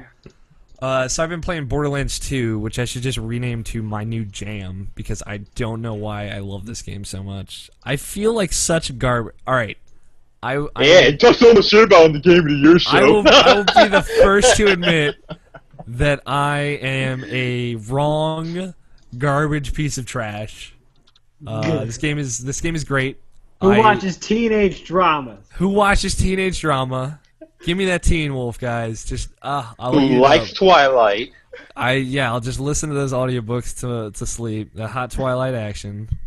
Please, Ew. Bella Swan, fill me with your love. The books were okay. The movies were All right, horrible. there we go. All right, he said it. I didn't have to make him say anything. Okay. I did not like Borderlands 1. I still do not like Borderlands 1. I think Borderlands 2 is better than just more Borderlands. I was misled. Borderlands 2 feels... So you hate plays- Jeff Gersman for misleading you? Yeah, I fucking Jeff Gersman. You're on my shit list. No, of course not. No, I just I guess for me, there was enough different there that I could get behind it. I'm disappointed I didn't give it a shot. I had some people contact me on Twitter, so I'm gonna hopefully play some co-op next week with some people. My brother gifted me Rogue Legacy because he's awesome. It was funny. I was Well, nobody give me anything. I turned on my freaking PC. I make it work now. My brother just gifts me random shit on Steam. I feel like I'm Scott. I want a brother sometimes. like yours. I want a brother who's actually nice to me. I was talking to my brother's girlfriend for like 2 hours because she just recently got into video games and she needs like a teacher, and I'm like being like, all right, these are the games you should play. She loves Super Meat Boy. Was it Dark Souls? No, I do not recommend Dark Souls to her. I don't want her to immediately to a new stop playing gamer? video games. She's a new gamer. Unless they're like, In this reference. Battlefield! Yeah, just tell her to play Battlefield. She likes a lot of indie games, so she's Battlefield! She all she wants to do is learn about Mugenics, which is Team Meat's next game. So we talked about just roguelikes forever, and then she dropped a hint that I wanted Rogue Legacy, and then my brother Derek bought it for me. So there you go. I have connections, and my brother has disposable income. And I played 3 hours of Rogue Legacy, and that game's fucking dope. It's frustrating sometimes. It's lovable sometimes. It's hateable sometimes. I really like it. It is a roguelike. Like Spelunky. Yeah. It is very reminiscent of Spelunky. Except because, good. Fuck you. You're the worst. God damn it, Nabashin. Every time, like, I think you're going on the right path, you just shoot me in the leg. I played Dishonored on PC, which is more Dishonored. I still enjoy that game quite a bit. It runs really well on my computer too, so that's nice. I edited a lot of videos. I played Walking Dead, which I mentioned. Played Mercenary Kings, which I mentioned. A lot of these I already talked about. I played a lot of Final Fantasy VII, which I got on PC recently, and I will still stand up for that game. I still love it. Game looks like really blurry grossness. I think that in combat, it still looks pretty good. and plus those PC polygons are real sharp, blown up to 1080p. So. Oh yeah, Do they like still have Popeye I arms? tried playing Final Fantasy. What was it? 8. It was 8, right? Yeah. Yeah, I and think then we it was talked about blown this. up. I was just like, damn, I can't do this. You're like, oh my god! Oh my god! No. Yeah. Final Fantasy 8. That game. I don't know if it looks better or worse than Final Fantasy 7. I really don't. They do look like Popeye outside of the combat and cutscenes. Not machine, but in combat, yeah, they have like a different modeling system and it looks really good. And the gameplay in that game is still just so good. It's real good. The materia system is still my favorite system. Which is basically like all of your magic and spells are things that you put in slots in your weapons and armor, and that way you just have access to them, and you can do interesting combinations. That'd be too complicated to explain, but I streamed some of it the other night, or the other day with Greg. He thinks that game is ridiculous because it's so old, but he agrees that the music is dope. DJ looks interesting. No, he did not say it looks interesting. That's Greg's new thing, listeners. If you ever hear Greg say, "Oh, this looks interesting," or "That sounds interesting," or "This is interesting," It's interesting. that means he doesn't want to admit he likes it. So he'll say interesting instead. And if you ask him, "Well, does that mean you like it?" He's like, "No, I don't quite like it yet. I'll know if I like it when I finish it." Which means he likes it. But right now, it's just interesting. Which I don't fucking understand, Greg, sometimes. I played Infamous 2. I played a lot of Infamous 2. Was it a Yeah. sickening amount of Infamous 2? It was a lot of I played like 10 hours in Infamous 2. Did you barf? No. Not enough. Go play more. I was editing the podcast, and I'm like sitting there listening to the podcast. I'm like, I'm still stuck on Infamous 1. I need something to do. And I just wanted like a simple open world game. I didn't want to play Far Cry. So I was like, fucking Infamous. Why not? Evan, where and why? Alex, Where? this is I'm important. on the boss fight at the jail. the one where like all the garbage men attack the jail, Scott. Oh. And Are you're, you s- kidding you're, me? s- you're standing on the generators. Just stand on the generators. They give you health. I do, and then Are you I kidding? die, and then I start You- again, and then I die. Do you have the tornado attack? You should have that tornado attack. You could spam that just about. That's not an Infamous 1. That's not an info. No. You have it. No, you have it. It's the lightning strike. Yeah. It's the lightning strike. You don't have have the that. lightning strike. You don't get that until the very end of the game. So. Oh, so it's the first one. Oh, it's the easier one. So I Evan, finished. you should have a skill called Precision, where if you zoom enough onto the headshot, it slows time down, and then you can chain headshots. Yeah, dude. Try using that. You're playing good. Right, Evan? You're playing good currently? Yeah, I'm on the good side. I haven't played. Yeah, I then haven't touched it in a then while. you get health every time you get a head shock. Oh, Jesus. Yeah, and you also have a slowed down time in order to help you line up the next headshot. Yeah, the precision stuff. Hold up on the D-pad. All right. Why'd I'll your help- camera turn to green, Scott? It's not green for me. Maybe it's just your internet. No, it turns green for like a half a second and it turned off again. Oh, okay. I don't know. Scott's crazy. Yeah, Whatever, I finished my evil He helped playthrough out. of Infamous 2. Oh, so that's why I didn't trophies. Yeah, that I knew what happened. I hadn't seen it yet. Real fucked up. That game is real fucked up. They better make a DLC for Second Son. I would love to see that story. They probably will. Like, I can't see why they wouldn't. I know they would love to play around with that. It's real fucked up, man. Like, I don't know what happens. You gotta tell me. Are we allowed to spoil a game from 2011? Yeah. Yes. Yeah. Greg's not here. So, all right, spoilers for Infamous 2. If you don't know what happens, this is the evil ending spoilers. So, basically, I don't really like it. I don't think it fits as well as the good ending because you're like saving Zeke, and then you're like, oh, I gotta save Zeke. And then, of course, the Beast, John, gives you the ultimatum of like, are you gonna help me or are you gonna fight me? Right. So then you decide to join him, and Cole just instantly, like, immediately stops giving a shit about Zeke, which was, like, not how he was behaving up until the moment before. But then, you know... Whatever, man, he betrayed you in the first game. Right? Ugh. Like, putting that aside, you're flying around with the beast. Like, basically, you're, like, with the beast, and you just tap A, and then you just fly. You can instantly fly, and you're just, like, hovering in the sky, getting full charge, like, off the beast, and you're just destroying the city. Ace not on the PS3 controller, by the way. Exactly. And you're flying around, destroying everything, and then you have to fight Nyx, who, like, Nyx joins the good karma side. That's the twist. Oh. And then you have to kill Nyx, and then you, like, snap her neck with the what's the amp. The amp, thank you. Which is fucked up as it is. And then Zeke like meets you on top of the cathedral, and there's a moment where he's holding a gun up to your head, and he says, "I have to try," right?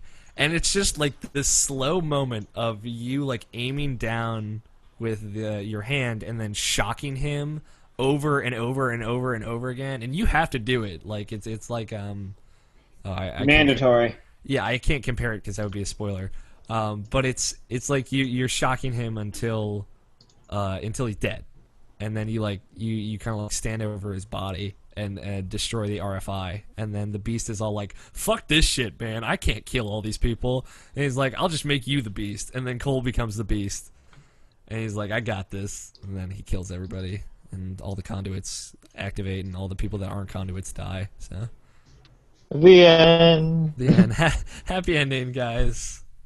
You murder your best friend, you snap Nyx's neck with the amp, and then you kill everybody. Going But from you get Quo, And then though, so it's infamous all Second worth it. Son plays off with a fuck up. good ending. I knew you would say that, Navashin. Yeah, Second Son takes the good ending as canon because the Sucker Punch looked at the trophy data, and more people played through the good ending than they played through the evil ending. So they're like, all right, we're going to do this. What is cool about Infamous 2 is when you finish both endings, there's a message that pops up that says, "Yo, thanks for finishing our game twice. Now you can play with all the powers regardless of what karmatic path you chose." So you can just do whatever the fuck you want in that game after you're done. But of course, there's nothing you can fucking do because if you did all the side quests, Yep. it's absolutely impossible to get experience in that game. So Well, you can just destroy the city. I mean, that even then, like, so you're saying don't do the side quests. don't do the side quests until the end because you get 15,000 experience at the end. So you can then use that to get better upgrades, and then you can do the side quests and get enough experience to get everything. That's what I'm saying. Yeah. Hold on, but does the XP scale? No. No, it doesn't. It only scales with the bigger enemies you fight. No, I'm talking about if you wait for the end. No, it doesn't. Then scale. wouldn't you be getting the same amount of experience? Yeah, but you can do more stunts when you have more abilities. So there you go. And then that's what the main thing that gives you different powers. That gives you enough boost of experience. Like, I don't know if I'm ever gonna get the platinum in that game because, like, Not hard. yeah, but, like, getting the experience is so impossible. And I've been playing, like, the UCG, the user generated stuff. Most of that stuff is not very good, by the way. Some of it's like really awesome. Most of it is not.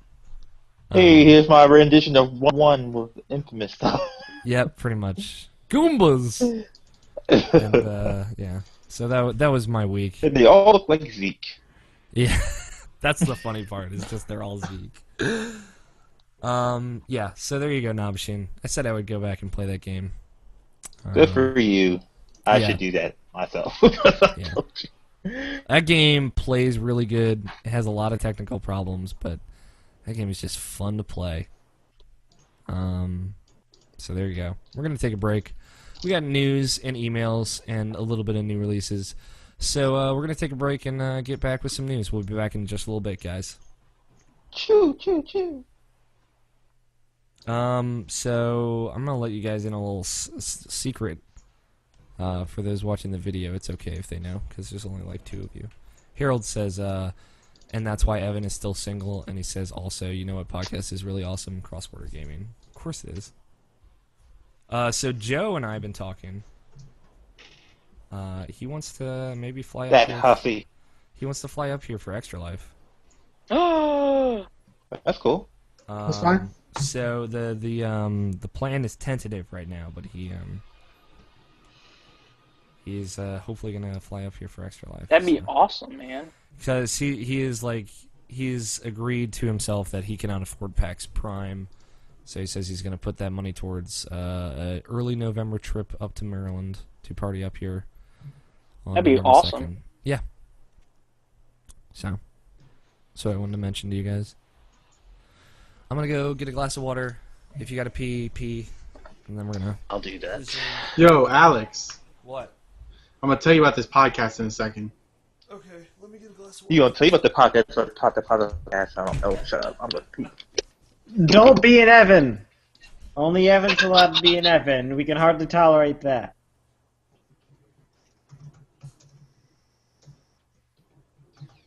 Was Evan around to hear that? I don't know. Dang it.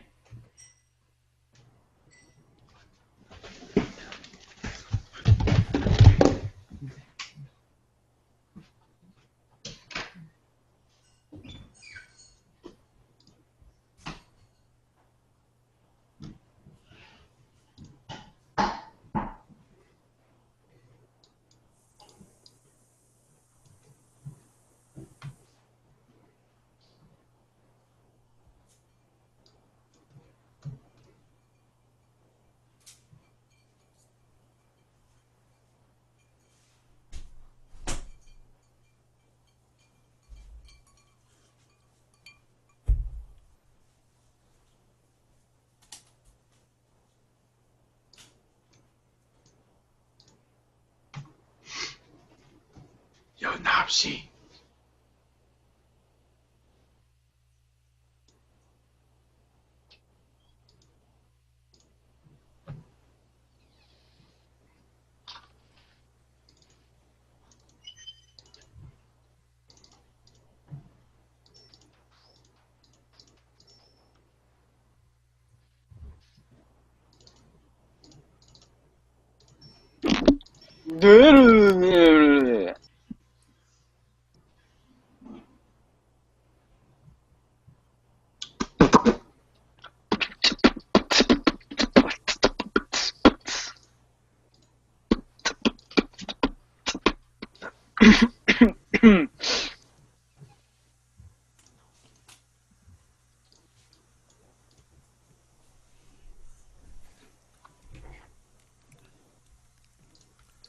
What's this show called, Tony?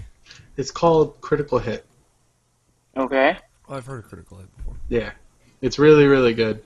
I actually listened to the first 30 episodes 2 years ago, but I forgot about it for a while, and now I'm listening to it again. Here, I have a link for you. Okay. Because it's hard to find it if you don't know where to look. And basically, the first couple episodes aren't under the heading Critical Hit. It starts on episode 8 under the new heading. Basically, what it is it's a Dungeons and Dragons campaign that's done over a podcast. And the Dungeon Master is really fucking good at what he does. Mm-hmm. It's real good. So it also they explain a lot of stuff. They come from the idea that because one of the guys, everyone's played a lot, but one of the dudes is new, and he's basically the host. So they attack it from an angle where it kind of teaches you what they're doing as they go, and it's really interesting. So. Cool. Yeah, I figured you might want to give it a listen. I'll give it a shot. Why not? It takes a couple episodes to get into it because they'll spend a few episodes talking about Dungeons and Dragons as a whole. You can skip kind of all of the episodes up to Dramatis Personae, which is where they actually make the new guy's character. So. Okay. That one can be kind of boring just because they go through creating a character, but it's good to listen to. And then they kind of take him on a one-shot adventure so he can get used to it, and then they on the, I think it's episode like something, and it's called In the Streets of Moonhold. Is when actually everyone meets up and starts doing shit.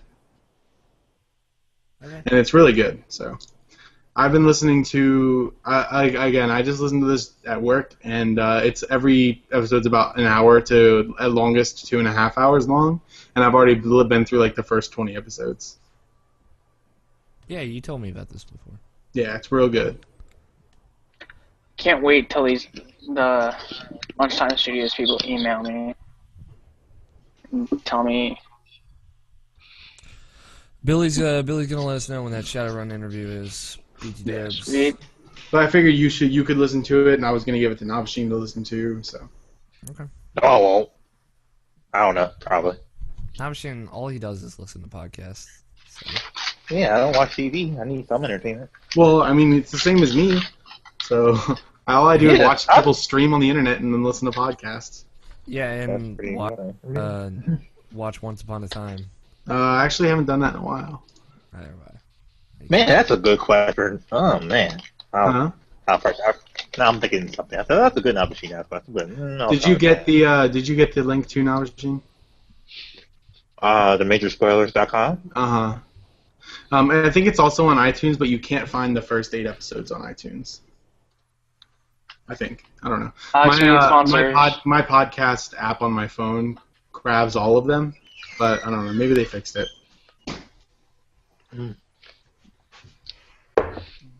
Hi, Scott. Hello. Hey, Scott. Welcome back, Scott. Scott, play D&D with us on Wednesdays. Scott, play D&D with us on Wednesdays. Honestly, that's not gonna work. Why not? Because I'll crash on the way there. You'll crash on the way to Alex's house? You'll Yes. crash into my. I'll pick you up then. It might work then. Alright. Even though I like go straight from work to his house, which is like a 2-minute drive, I'll go get Scott anyway.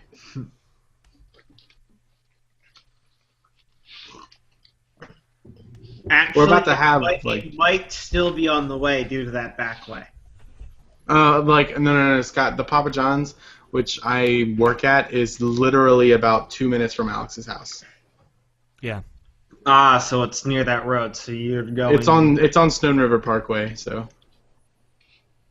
But So you'd pass his house. Maybe, but I mean, I'm not worried about it. I would do it for you, big guy. You guys ready?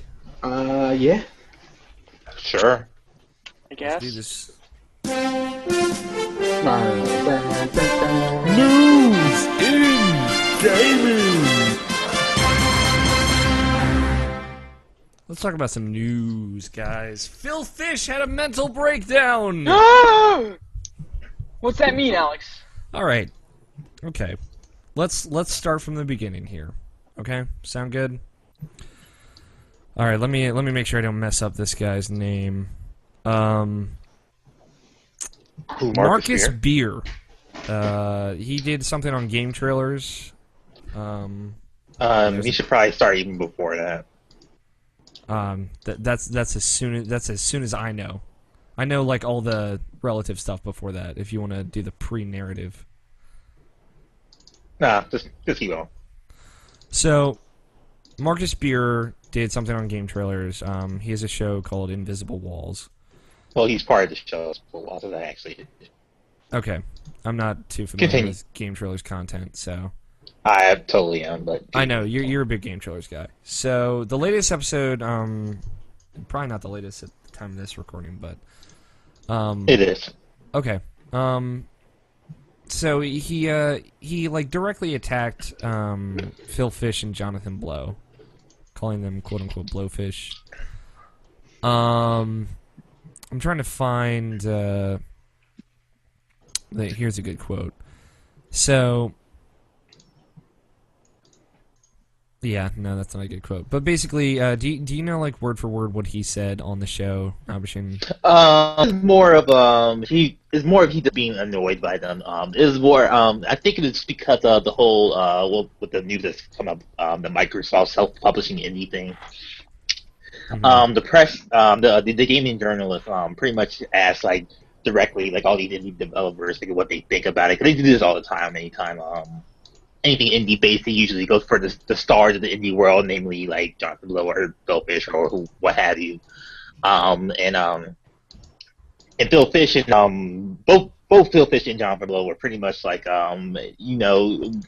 kind of don't want to have to do this all the time, or we don't really care about this. So like they pretty much just dismissed the whole gaming journalists on Twitter. They were saying like, yeah, dude, I don't know why they keep asking us about these dumb things just for our little opinions or something like that. And then Marcus, being the outspoken person that he is, he was pretty much like, they really should be shitting on the gaming journalists because they wouldn't even be this big if it wasn't for them. Like you can't be because like as soon as they put out a new game, who they're going to go to the gaming journalists. So their name to even be out there. So these hipster people, because Marcus kind of had a problem with these type of people, these self-centered type of people, your David Cage or Jonathan Blow, your Phil Fish, who are all he feels that they're so self-important that they are like they have their head so much up their ass that they can't like really see like the bigger picture or something like that. So that's pretty much his problem. Yeah. So, in response to this, Phil Fish basically told Marcus to go kill himself, which he defends as it was a quote straight out of Futurama.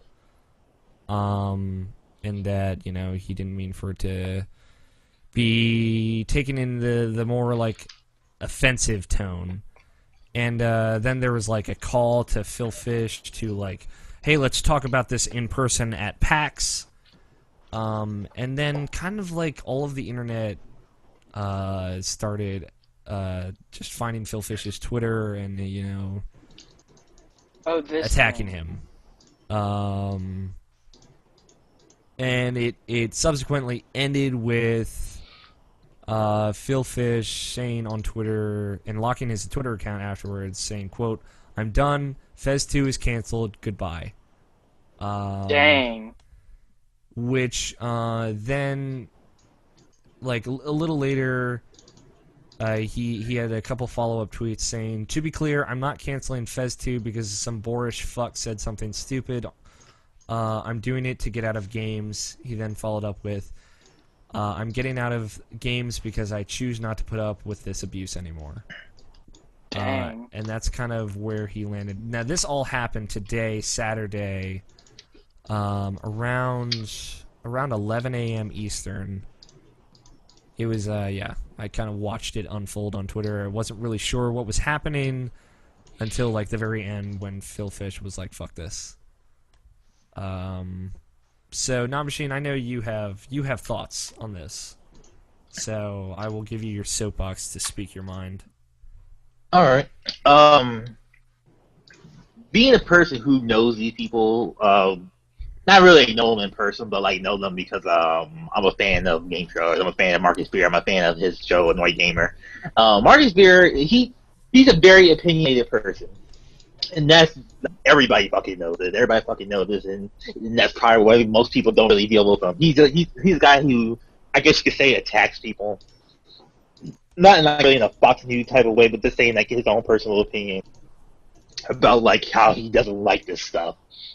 And of course, like whenever he says stuff like that, he does always says in his opinion that he doesn't like you, he doesn't like this or anything like that. Now the problem is, he says on Invisible Walls, which is like a game trailer's like public type of show. This is not the show Annoyed Gamer. This is on the podcast Invisible Walls. I mean, to be fair, he has said stuff on the Invisible Wall as well, but like about certain other people. Like I remember him talking about Kojima before.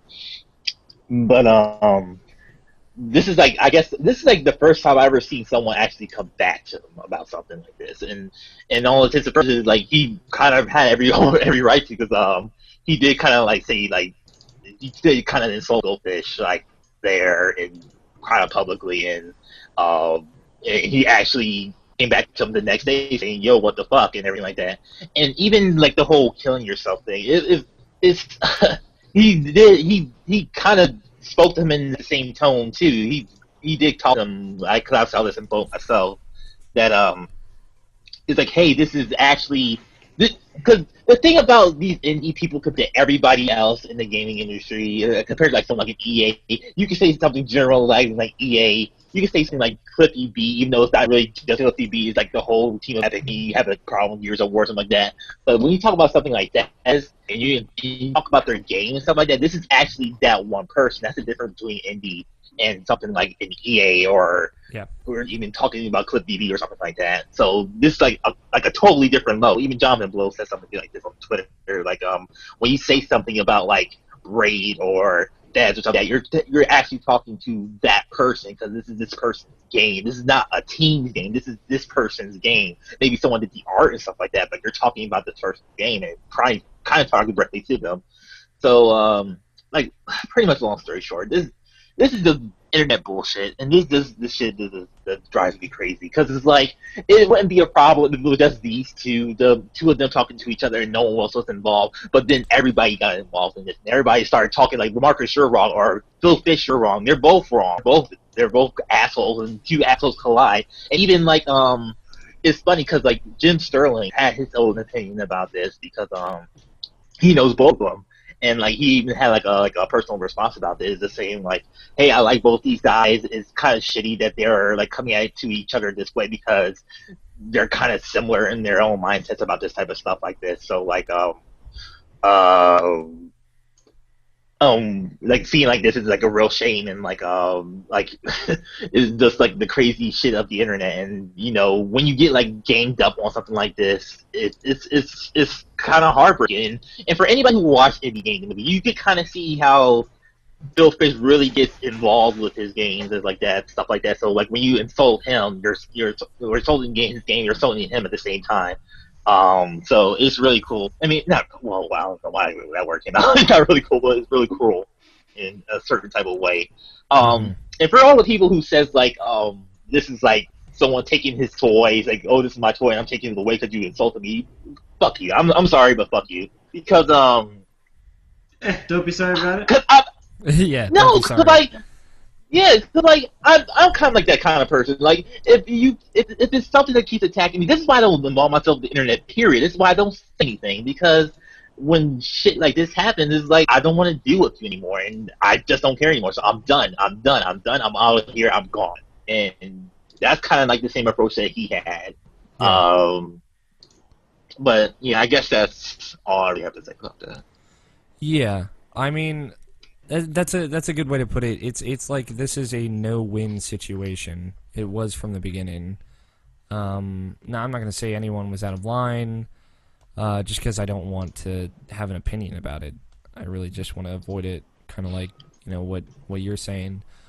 And yeah, it's just this was a shitty situation. I posted on Twitter like I don't really want to comment on it, but it just seems like this sucks.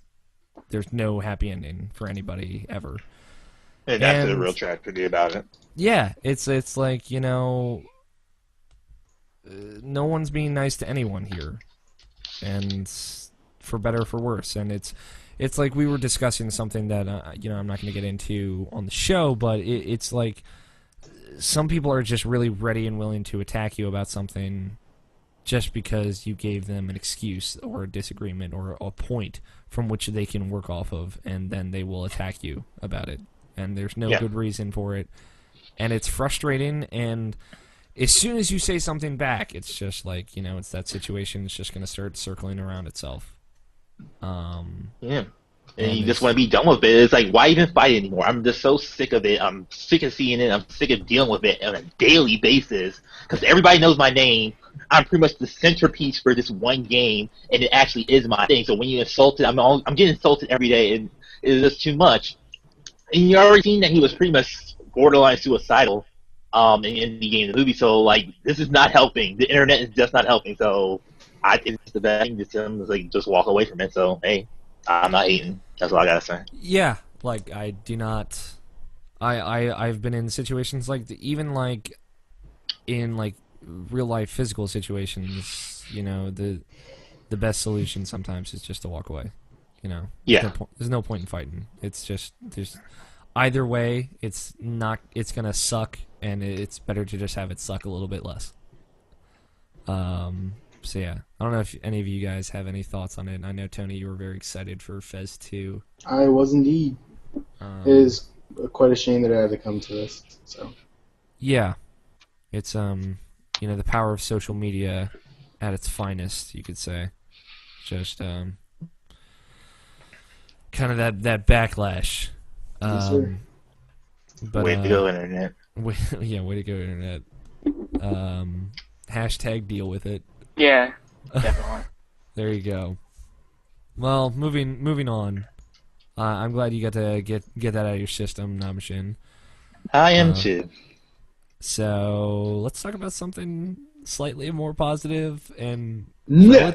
relatively related. Microsoft is going to allow some form of self-publishing on Xbox One. Hooray! So basically, the idea here is that with an Xbox One console, developers will be able to turn their retail systems into a double as like a dev kit. Which a dev kit is kind of like you can access code and put in Program and program, but you can put in practice or unfinished code into the system, and it'll allow you to play that and do bug testing and development testing.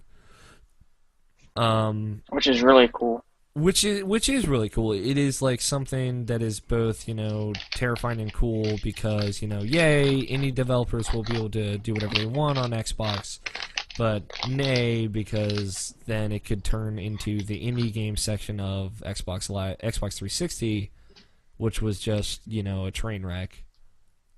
Or even worse, because like it'd be like a game.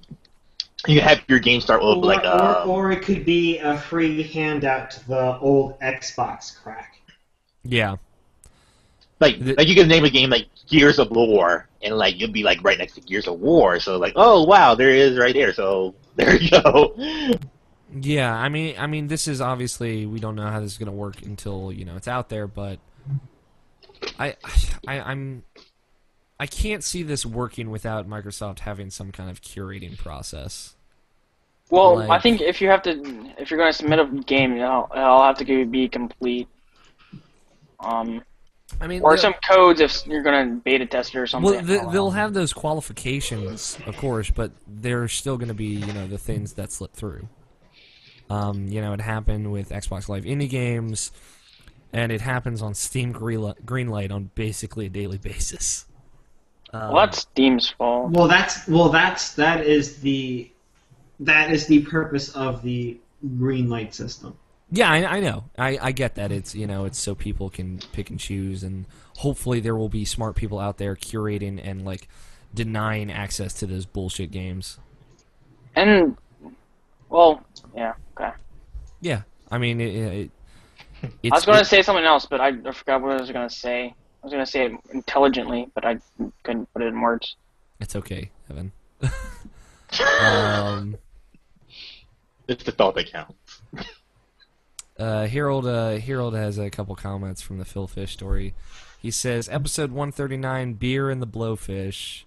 And he says, Marcus Beer did a really good Ryan Davis tribute episode of Annoy Gamer. It's too bad that he's nothing like Ryan Davis. Ryan Davis was always positive, even when being critical. So there you go. There's Harold's thoughts. I want a sweaty hug from Ryan Davis. Until right he now. blocks you on Crit. Until he Yeah. blocks you on Twitter. There you go. Sorry. Until he blocks you on Twitter. Sorry, Jeff. Consider it an honor. Is any... Okay, never mind. What were you gonna say? Nothing. You can say something. It's I okay. know. I know. All right, so there you go. It's weird. We're doing it differently than the like the self-publishing stuff in other situations. Speaking of Steam Greenlight, real quick, Deadly Premonition Director's Cut got a greenlit on Steam. So just do what you do, PC gamers. Mod the shit out of that. You want it so badly. I want to know what's gonna happen. They're going to mod Zack into the game. They're gonna mod Zack into the game. Oh God. We're gonna know what he looks like. So People on the internet, don't tell Alex. don't tell me. I can't know. Not until it's done. Not until I've beaten it. So in other news, Activision Blizzard bought itself. So Wait, what now? yeah. About time. Jesus, get away from Activision, please. So Activision Blizzard was owned by Vivendi. For those who don't know. I didn't know that. There you go. And I thought Blizzard owned Activision Blizzard, so... No, that wouldn't make sense. Activision Blizzard...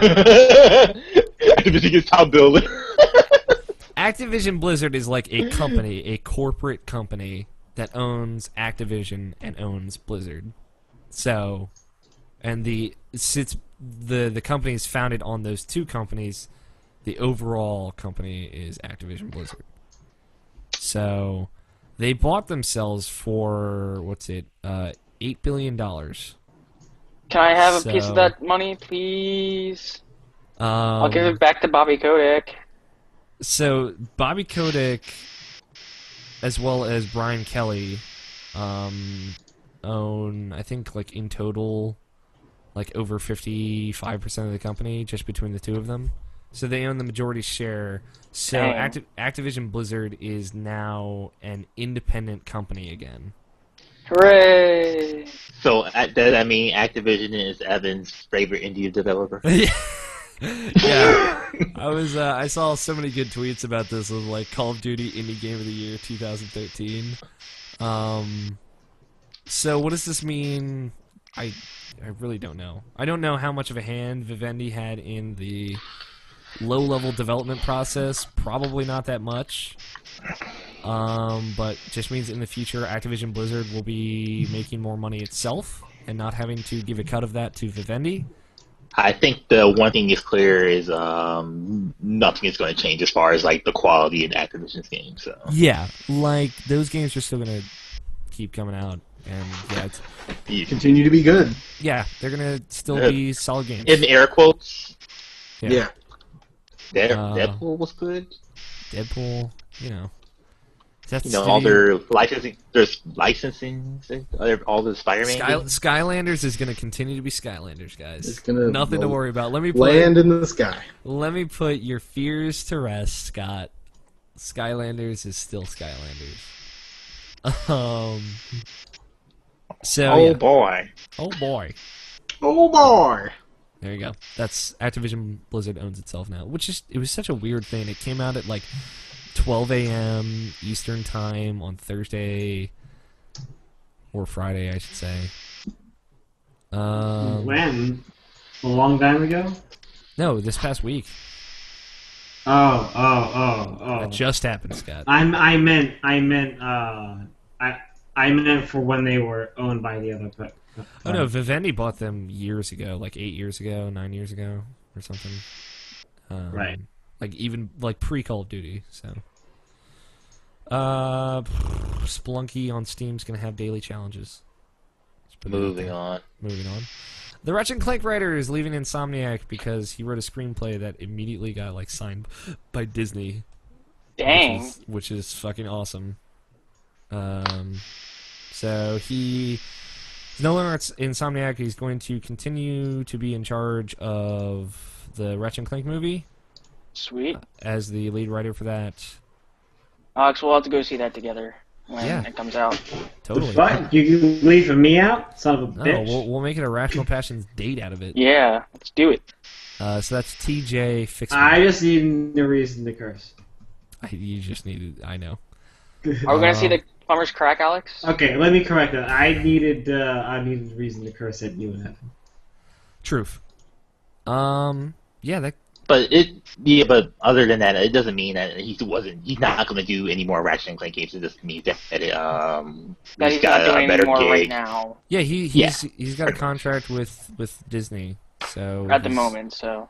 He's going to be writing those animated movies, which is so awesome. Congratulations to DJ Fixman. That's great. And he's still writing the Ratchet Clank movie, so it's still great. Yep. Still good. And he's finished writing Ratchet and Clank Return of the Nexus. So I'm on a side note. I'm heavily disliking the 2D animation phase out. Face out? They're at least Disney is already. I'm pretty sure, or at least Pixar version of Disney completely phased out 2D animation. No more 2D animation. It's all 3D and CG. And it's starting to happen in cartoons too. I'm like, Yep. That was announced like a month ago, I think. Yeah, it's fucked up. The models just look so weird.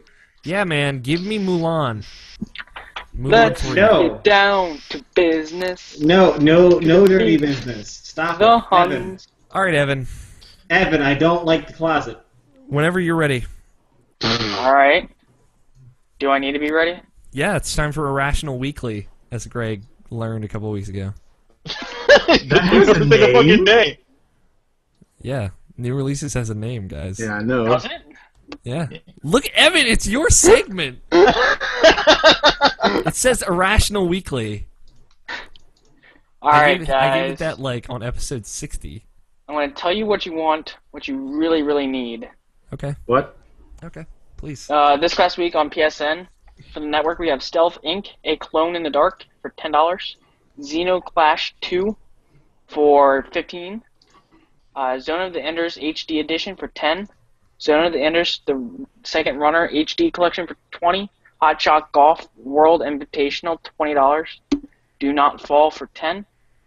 This past week on XBLA, we have Be a Hero Bundle for 1,200 Microsoft points. Xenoclash 2 for 1,200 Microsoft points. Mars Ward Logs for 1,200 space bucks. This past week on Nintendoware, for the Wii U, we have Kid I Care Us. Kid Icarus for $5. Continue. For the 3DS, we have Chain. Yes, I'm still here. Chain Banger for $7. Anglers Club Ultimate Bass Fighting 3D. Fisting. $29.95. Pit Cross E2 for $6. For the DSi, we have Cute Witch Runner for 200 points or $2. Retail releases for the week of July 30th, 2013.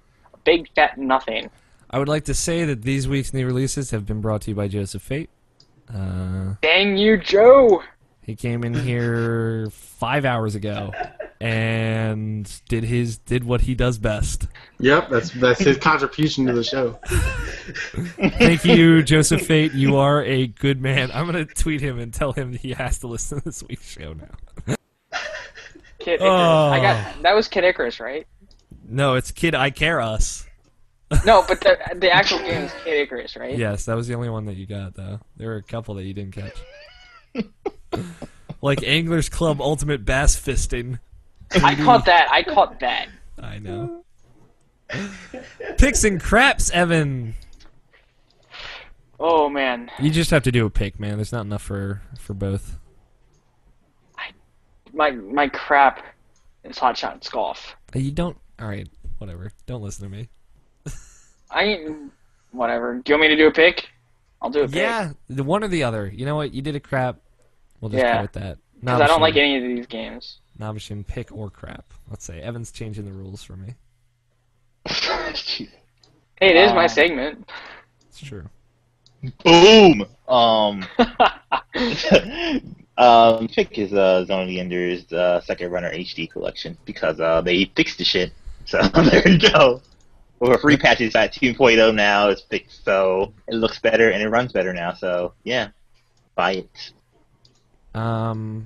My crap is gonna be Cute Witch Runner because it sounds like something Greg would play. Sounds like some cute. Scotty. Pick or crap. We're wearing you down. I might have to pick this one. Okay.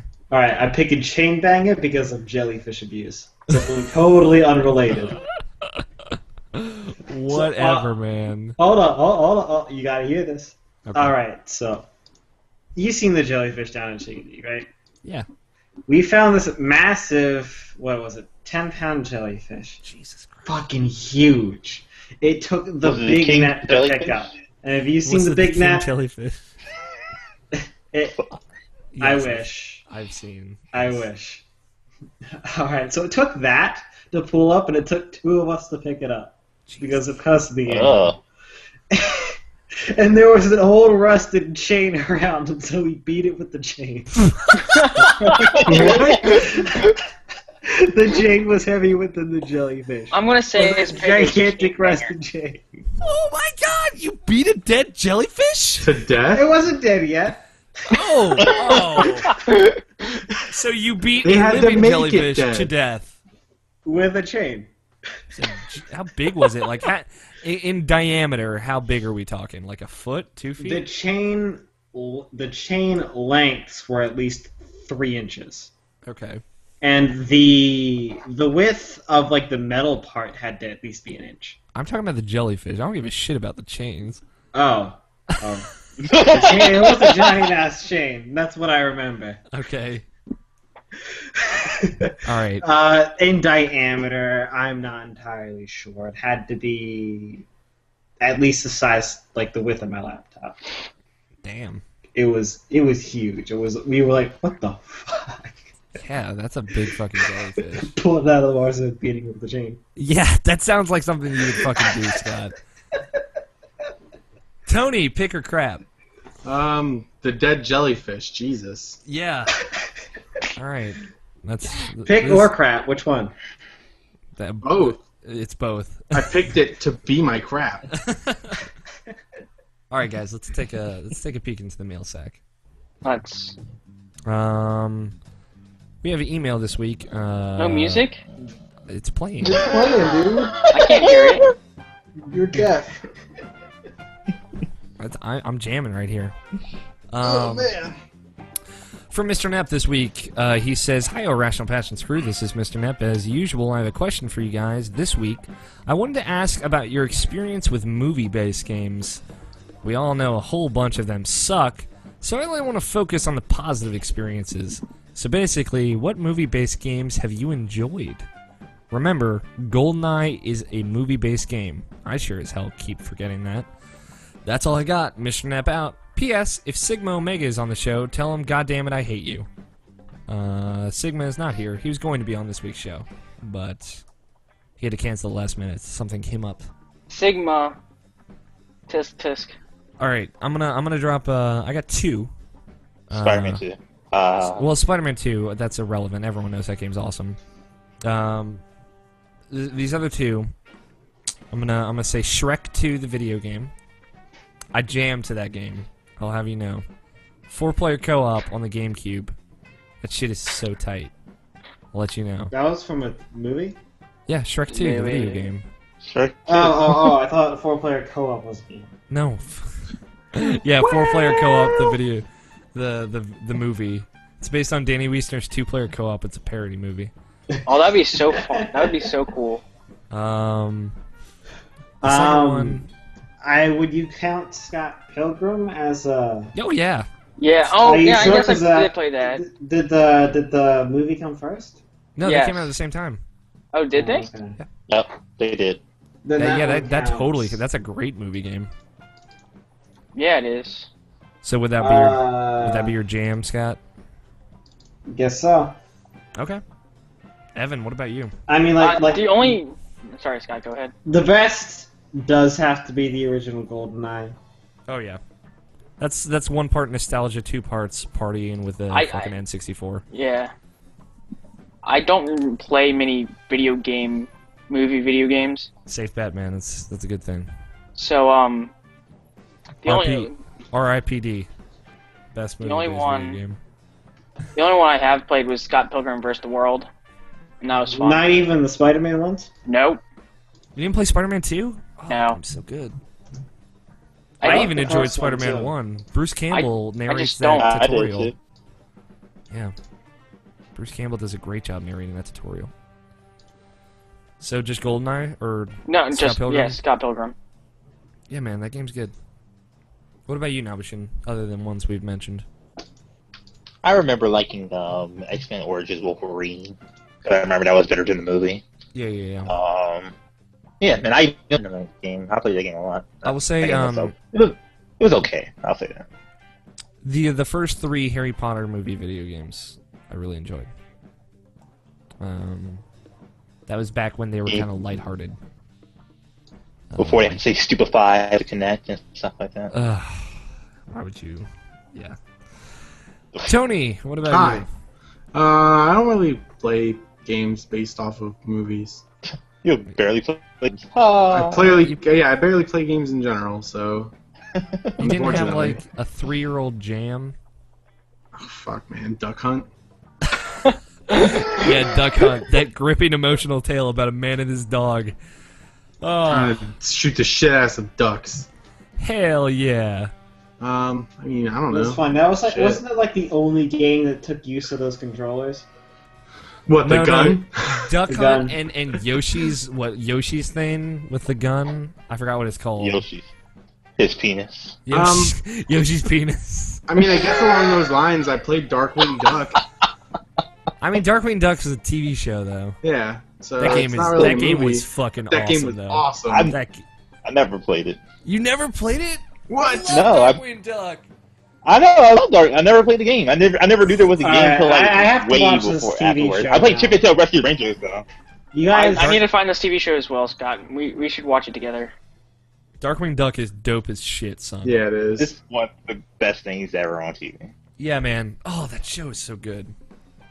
It was like that and DuckTales were like so good. Yeah, exactly. So good. So there you go. That's my contribution. Harold DuckTales says that movie. It's close DuckTales. enough. Harold says Aladdin for the SNES. That's a good one. There's an Aladdin game? Aladdin for the SNES. Why Alright. you play that Genesis version? I heard it was better. Apparently, I don't Oh know. snap! It's no Mortal Kombat. Harold sends us Whatever, an man. email. Blood code. That's at USFHBomb on Twitter. Exactly how it sounds, all one word. Hypothetical situation. Irrational Passions is doing a Kickstarter. Each of you make up a reward level. My suggestion, for $15, you get a nightlight autographed by Scott. Keep it real, H. Sent from my iPad. Alright. So we know what our $15 reward tier is. I would say, what? Each of us make a reward? I don't know. Donate $100 and you can come to you can eat Chipotle with Alex. Hell yeah! I'll eat Donate, course you Chipotle have with to- some listeners. donate Of course you have to, $200, and you can be on Skype with Greg while he yells at you about anime that you're watching currently. That's a good one. I would say donate $50 and $5 you get. Yes, I'm still there. Google Hangouts. let me think about this. $5 and you get a signed postcard from. And obviously, for $1,000, you can fly at your own expense to Maryland, and you can sit in Alex's bedroom and record a podcast with us. Oh yeah, definitely. $1,000. That's easily. But you have to eat Chipotle with me beforehand. Yes. You get all the previous reward tiers with With Your the word. Greg Skype conversation. with the Greg Skype conversation. With the nightlight. With What the was nightlight, yours, yeah. Evan? Signed postcard. By whom? All of us? No, a cast member of your choice. Okay. Then we get to find out who's everyone's favorite is. It's gonna be Donate me. $80 and have Tony and Albashine deliver pizza to you at your house. Yeah. But you have to be within our area. And you have to tip well. I'll be black. And be black. Yeah. Yeah. That's a No, requirement don't to be live in black. our area. Don't be black. Yeah.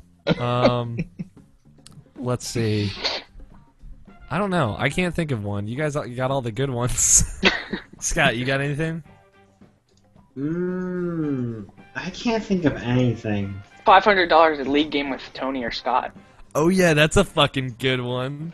No. It'd be cheaper. That'd be like $1. No. Donate $3 and you get to play a league game and lose with Greg. Watch him. You get to see Greg get salty at league. And then you get to have him yell at you for literally an hour straight. What the fuck are you doing? You're so stupid. I get so angry at this game. $25, you get to play Battlefield with me. For $50, you can play Spelunky in my bedroom with me. Naked. There's a lot of fucking reward tiers in this Kickstarter, Dude. man. We alright, let's make this. What is this Kickstarter for again? It's for Just us. us. It's just us. Us. I don't know what We we got would use bills the to money pay. for. You gotta pay for the site hosting. Yeah, but that's like $100 a year. It's nothing. It's expensive shit, man. Pay for Alex's chin. Yeah, pay for my Your chin skin implants. surgery. It's a Yeah. complicated. Multiple chin implants. It's a complicated and dangerous surgery. There's only a 10% chance of survival. Pay for it, so hopefully I'll die, and then they can take over the show. That's the whole master plan. Dude, if you get chin surgery, you have to get Crimson Chin. Oh yeah. No, if It'll have to be long, and like every time you come, here comes the Crimson Chin. You you go That'd be hard or awesome. you go home, man. Then I can be Clef. Yeah, exactly. Sky will be my club. Let the boy Shin Wonder. Yo, I'm about to. Yes. I'm about to donate to this fucking Kickstarter. just for Cleft. The boy Right? Shin Wonder. I get to grapple with my chin. Exactly. I'm having some major surgery. Harold says, how about a mix CD of everyone's favorite songs? However, Evan was in charge of that, so it's all the wrong song. It's all just Taylor Swift, country music, I don't like Taylor Swift. and Christmas carols. He said that much. What you got against Tay Swift? She's good. I just don't like a lot of her songs. That's all. Alright, whatever. We are Hey. never, ever, ever getting back together. Nice one, Alex. Thank you, Harold. Thank you, Nep, for sending in these amazing emails. They produce interesting conversations, as you heard. You guys can contact us as well, just like Harold and Nep did. You can send those emails to mailsack@irrationalpassions.com. That's But Alex. What? Wait, sorry. Go ahead. Never mind. You cut me off. You I ruined know. my jam. That's MAIL sack@irrationalpassions.com. Hey, but Alex, what if they want to talk to us? Well, if they want to talk to us, there's oh, I got hair in my mouth. It's still there. Gross. I know. I have long hair. I need to get a haircut. If they want to talk to us individually, you can follow each of us on Twitter. Have and Tony that's cut your hair. Yeah, Hold up. fuck that. I would cut the shit out of that hair. I know you would. Hey, he got my hair. It's good. Yeah. Okay, what, Scott? Scott, you're cutting out. Oh, god damn, that's why you couldn't hear me.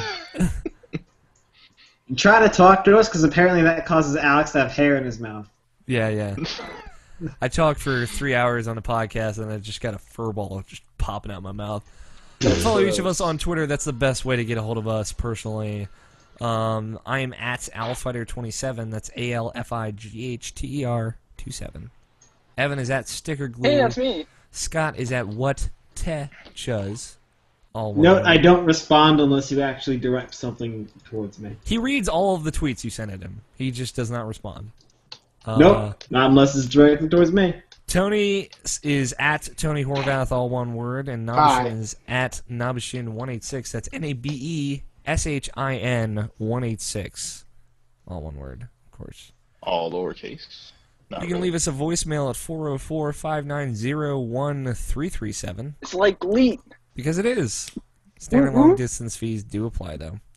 We will live stream weekly over at twitch.tv/irrationalpassions. And we're going to have weekly video content going up over youtube.com/irrationalpassions. Some other stuff. Please rate and review us on iTunes. iTunes. iTunes. Antoine. It helps us out a great deal. You have no idea, man. That shit is cray. Go to retroids.com and join the forums there. Just if you want to talk about something, just make sure it's not that Xbox One. Some controversy on that one. How long are you gonna keep doing that? I don't know. Until Xbox One is actually out, and then everybody's like, okay, it's not that bad, I guess. Yeah, pretty much. That's my destination. You can follow the show on Twitter at IrrationalPod. That's when you get updates on when the show goes live, like on YouTube right now. When we go live on Twitch, when new videos go up, or pretty much any activity that you can think of. So follow that on Twitter. That's your best shot if you're trying to keep up with everything. You can also follow our little sister show at MaliciousPod and get equal information about that anime-related podcast that Greg hosts. And also, please tell your friends. Word of mouth is the best way to spread the love. And check out the website, IrrationalPassions.com. That's where all the good, juicy written content and video content goes up. So if you missed anything, you can just check it out there. Nabashin. Did you write it down? No, I got nothing. We're gonna wing it. This is the only way to go. Nabashin, Persona 3 or Persona 4? 4. All 4. day, every day. Okay. Alright. If you were playing Persona 4 and just mid-gameplay, Chie materialized out of the room, just into your existence, what would you ask her to learn and change lives in a way only Nabashin can? Wait, what now? That wasn't that great. I know. I'm completely aware. What happened to the one thing you had last week? I don't know where it went. Oh wow, that's I thought I will find it someday, and I'll read it, Alright. and it'll be amazing. Alright.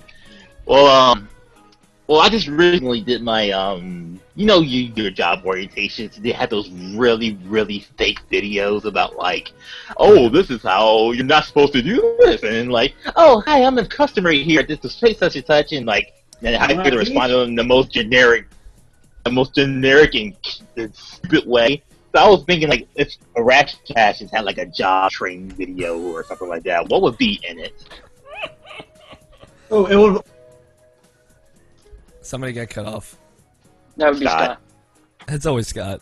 Dang it. God Okay, okay. I'll repeat it. It would be all about how to insult Evan, not, and then Yeah, cut off, Scott. Stop typing. Scott, just take your hands off of your body. Just pop them. I'm not a robot. We heard all the way up to Evan, but nothing after that. Yeah, it just all got lost. Oh well. Oh well. Yep. Oh. I would Aw. say it'd be a lot of there would be like a part where like I would show up, and ideally when it was shot, it would be like all of you shooting it without me because I'm so bossy and kind of an asshole. And like I would show up, and then I would give all this bullshit of like, just do what I say and you'll be fine, and like just follow my lead and all that dumb shit. It would be like really corny in that fashion. So correct. So the kind of like how Michael is on The Office. So reference. it's how it actually is. Yeah, so how it actually is. But that's not the point of like training videos. Like on training videos, it's supposed to be like the leader of the organization tells you exactly what you need to do to make sure your day goes smoothly. And in all reality, it's the most Safely. bullshit everything Oh, yeah. ever. Like, for example, for a specific pizza company's training video, I'm not going to mention any names. Fucking Pizza Hut. There's a man that comes on the screen and he I didn't say Pizza Hut, but I said Pizza Hut. but there's a man that comes on the screen and he tells you exactly how you're supposed to give change to the customers when they give you cash, and you can never take their money and put it in your pocket until you've given them change, so they know you're doing the transaction correctly, and you have to do it on top of your pizzas. With one hand, you're supposed to give them change down to the fucking 10 cents mark between what they owe you and what they give you. And you're supposed to do that for every specific order, but in all reality, when you go to their house, really they give you, like, say their order is like $15, they give you a 20. The first thing you ever say is, do you want change? And then almost all the time they say no. And then if they do, say it's $15.09, you literally just give them 5 ones, and you never give them a $5 bill because they don't tip you. Yeah. There you go. Pretty much. So with Irrational... like... Go ahead. Wait, no, I think this is a great topic, because like, these stupid training videos in general, because the training video I did at a certain grocery store that I'm not going to mention, even though you already know what it is. I'm just going to keep accusing all the wrong places. But like, that one was like, they were telling us like how super important it was and how we supposed to handle food and stuff like that.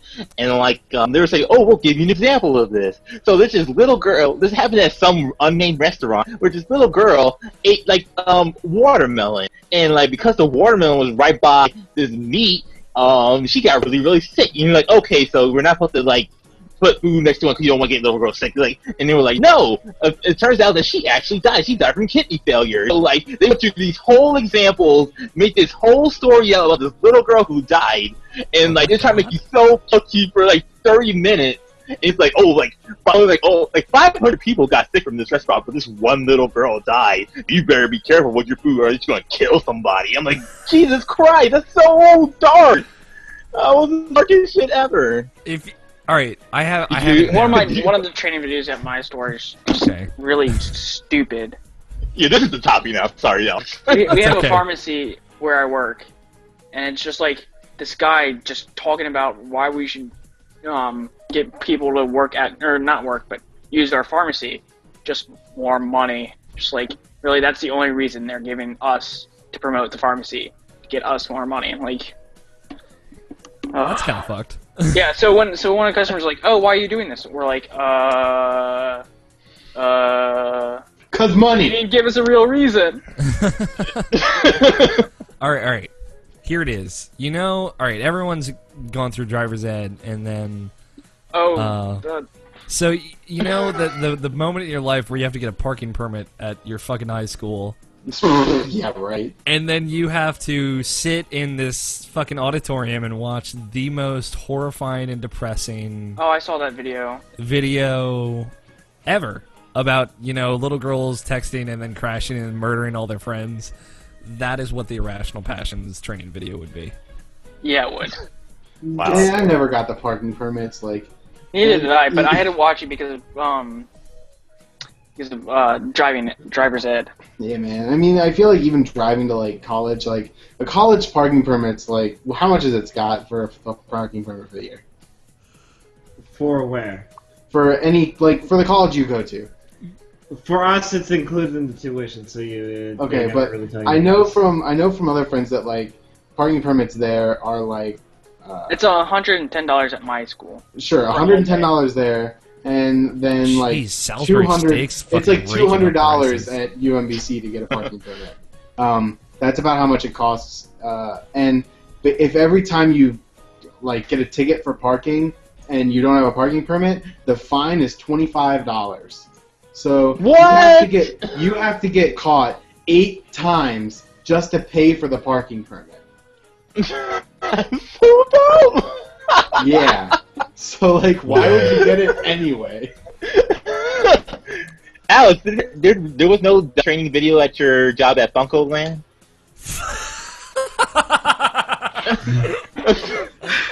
Sorry, I really appreciated that. No, there was not. We got a training manual. That's fucked up. Which was pretty fucked. I could read some pretty choice quotes from that. About pre-orders, specifically. That would probably make you guys real upset. Yeah, no, we didn't have a training video. That's weird. I've never had a training video in either of my jobs, so... Yep, neither have I had training videos, all of them.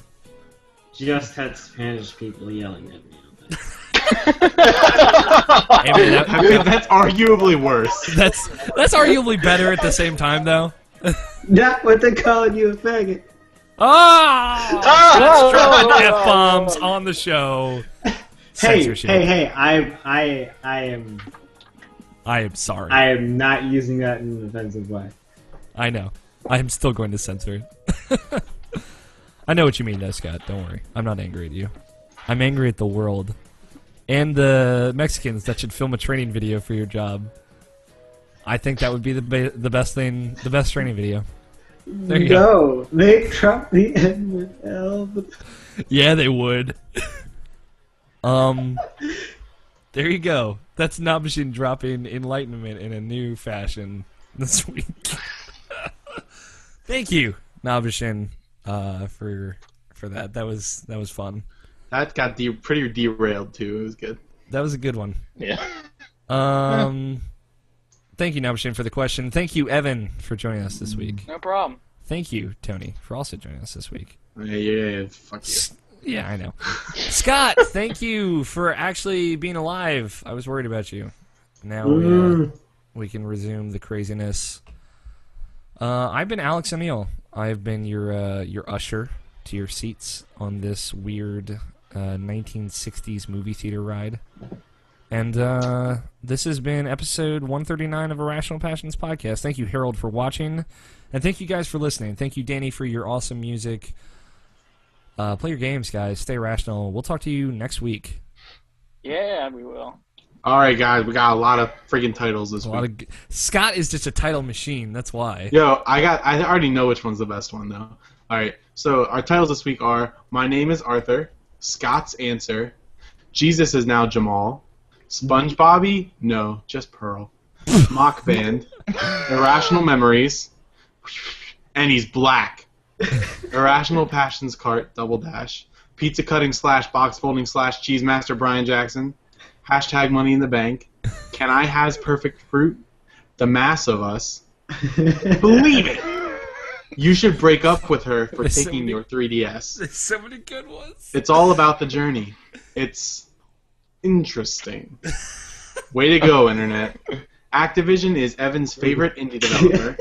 It has a name. Jellyfish got Chang Bang. And fuck man, Duck Hunt. Fuck man, Duck Hunt. Harold also wants to state that he has started playing Persona 4 Golden. Hey, there you go. Enjoy it, man. Good man. So my vote. Harold, what's your vote? Oh, Harold's vote. Okay. Yeah. Well, he'll answer in a second. Yeah. What's yours? My Tony? vote is You Should Break Up with Her for Taking Your 3DS. I feel like that's the best one. There's so many good ones. There's so many good ones. And that also kind of comes from me saying that freaking my girlfriend out because I told her I just randomly texted her and said you might be the name of this year's podcast this week's podcast. And she's been bugging me about it since then. Like, you gotta tell me what happened. Evan, what are you feeling? I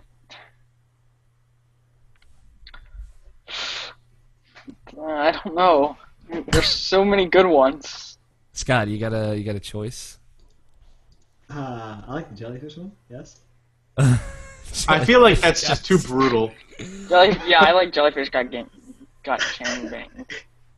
I like the sexual implications of it has a name. Just want to put it out there. That's not my favorite one, but I like that it has like a lot of sexual implications. I don't know. I wrote that down just randomly. It sounded like the right thing to put down. So whatever. What's the Irrational Passions Cart Double Dash? I don't know. We were talking about kart racing. And I said, oh, so double dash then. So we were talking about kart racing. Yeah, Evan said we should all go karting or something. Oh yeah. Yeah, we should. We're good.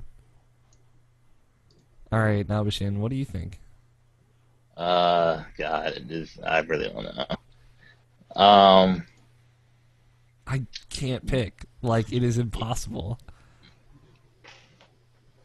Threw up for there's so much of it good that nothing really stands out. Which is right? It's all high quality, so there's nothing that's... I think we should go with the one about the 3DS. Harold says his vote is Beer and the Blowfish. Jesus is Now Jamal. God damn it. You know what? I'm going with Scott's answer. I'm gonna uphold the promise. That has to be it. I'm swapping it over. Yeah, I have to do Scott's. Fine, whatever. There are so many good ones though. We will forever have this title section. All right, Scott, you have to say Scott's answer. That's got to be it. You should just say my answer.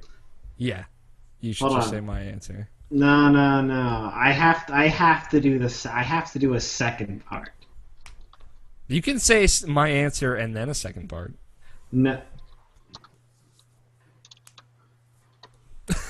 Did I just blow your mind? I feel like Alex has to introduce it. Okay. So I'm the number. No. I mean, okay. You've got to do the second part. All right. And somebody else has to do the number. This is the Irrational Passions Podcast, episode 139. Scott's answer. I am increasing the gender part to 15. That's how you make podcast magic. Damn, almost. Hey, guys, we should go for another 14 minutes, so it's 3 hours. No, 2 hours and 46 minutes and 49 seconds is exactly where GarageBand caps out. So. Really? Yep. All right, so I So stop recording. Yes. Yeah. Yes. Harold, thank you for watching, man. Hey, so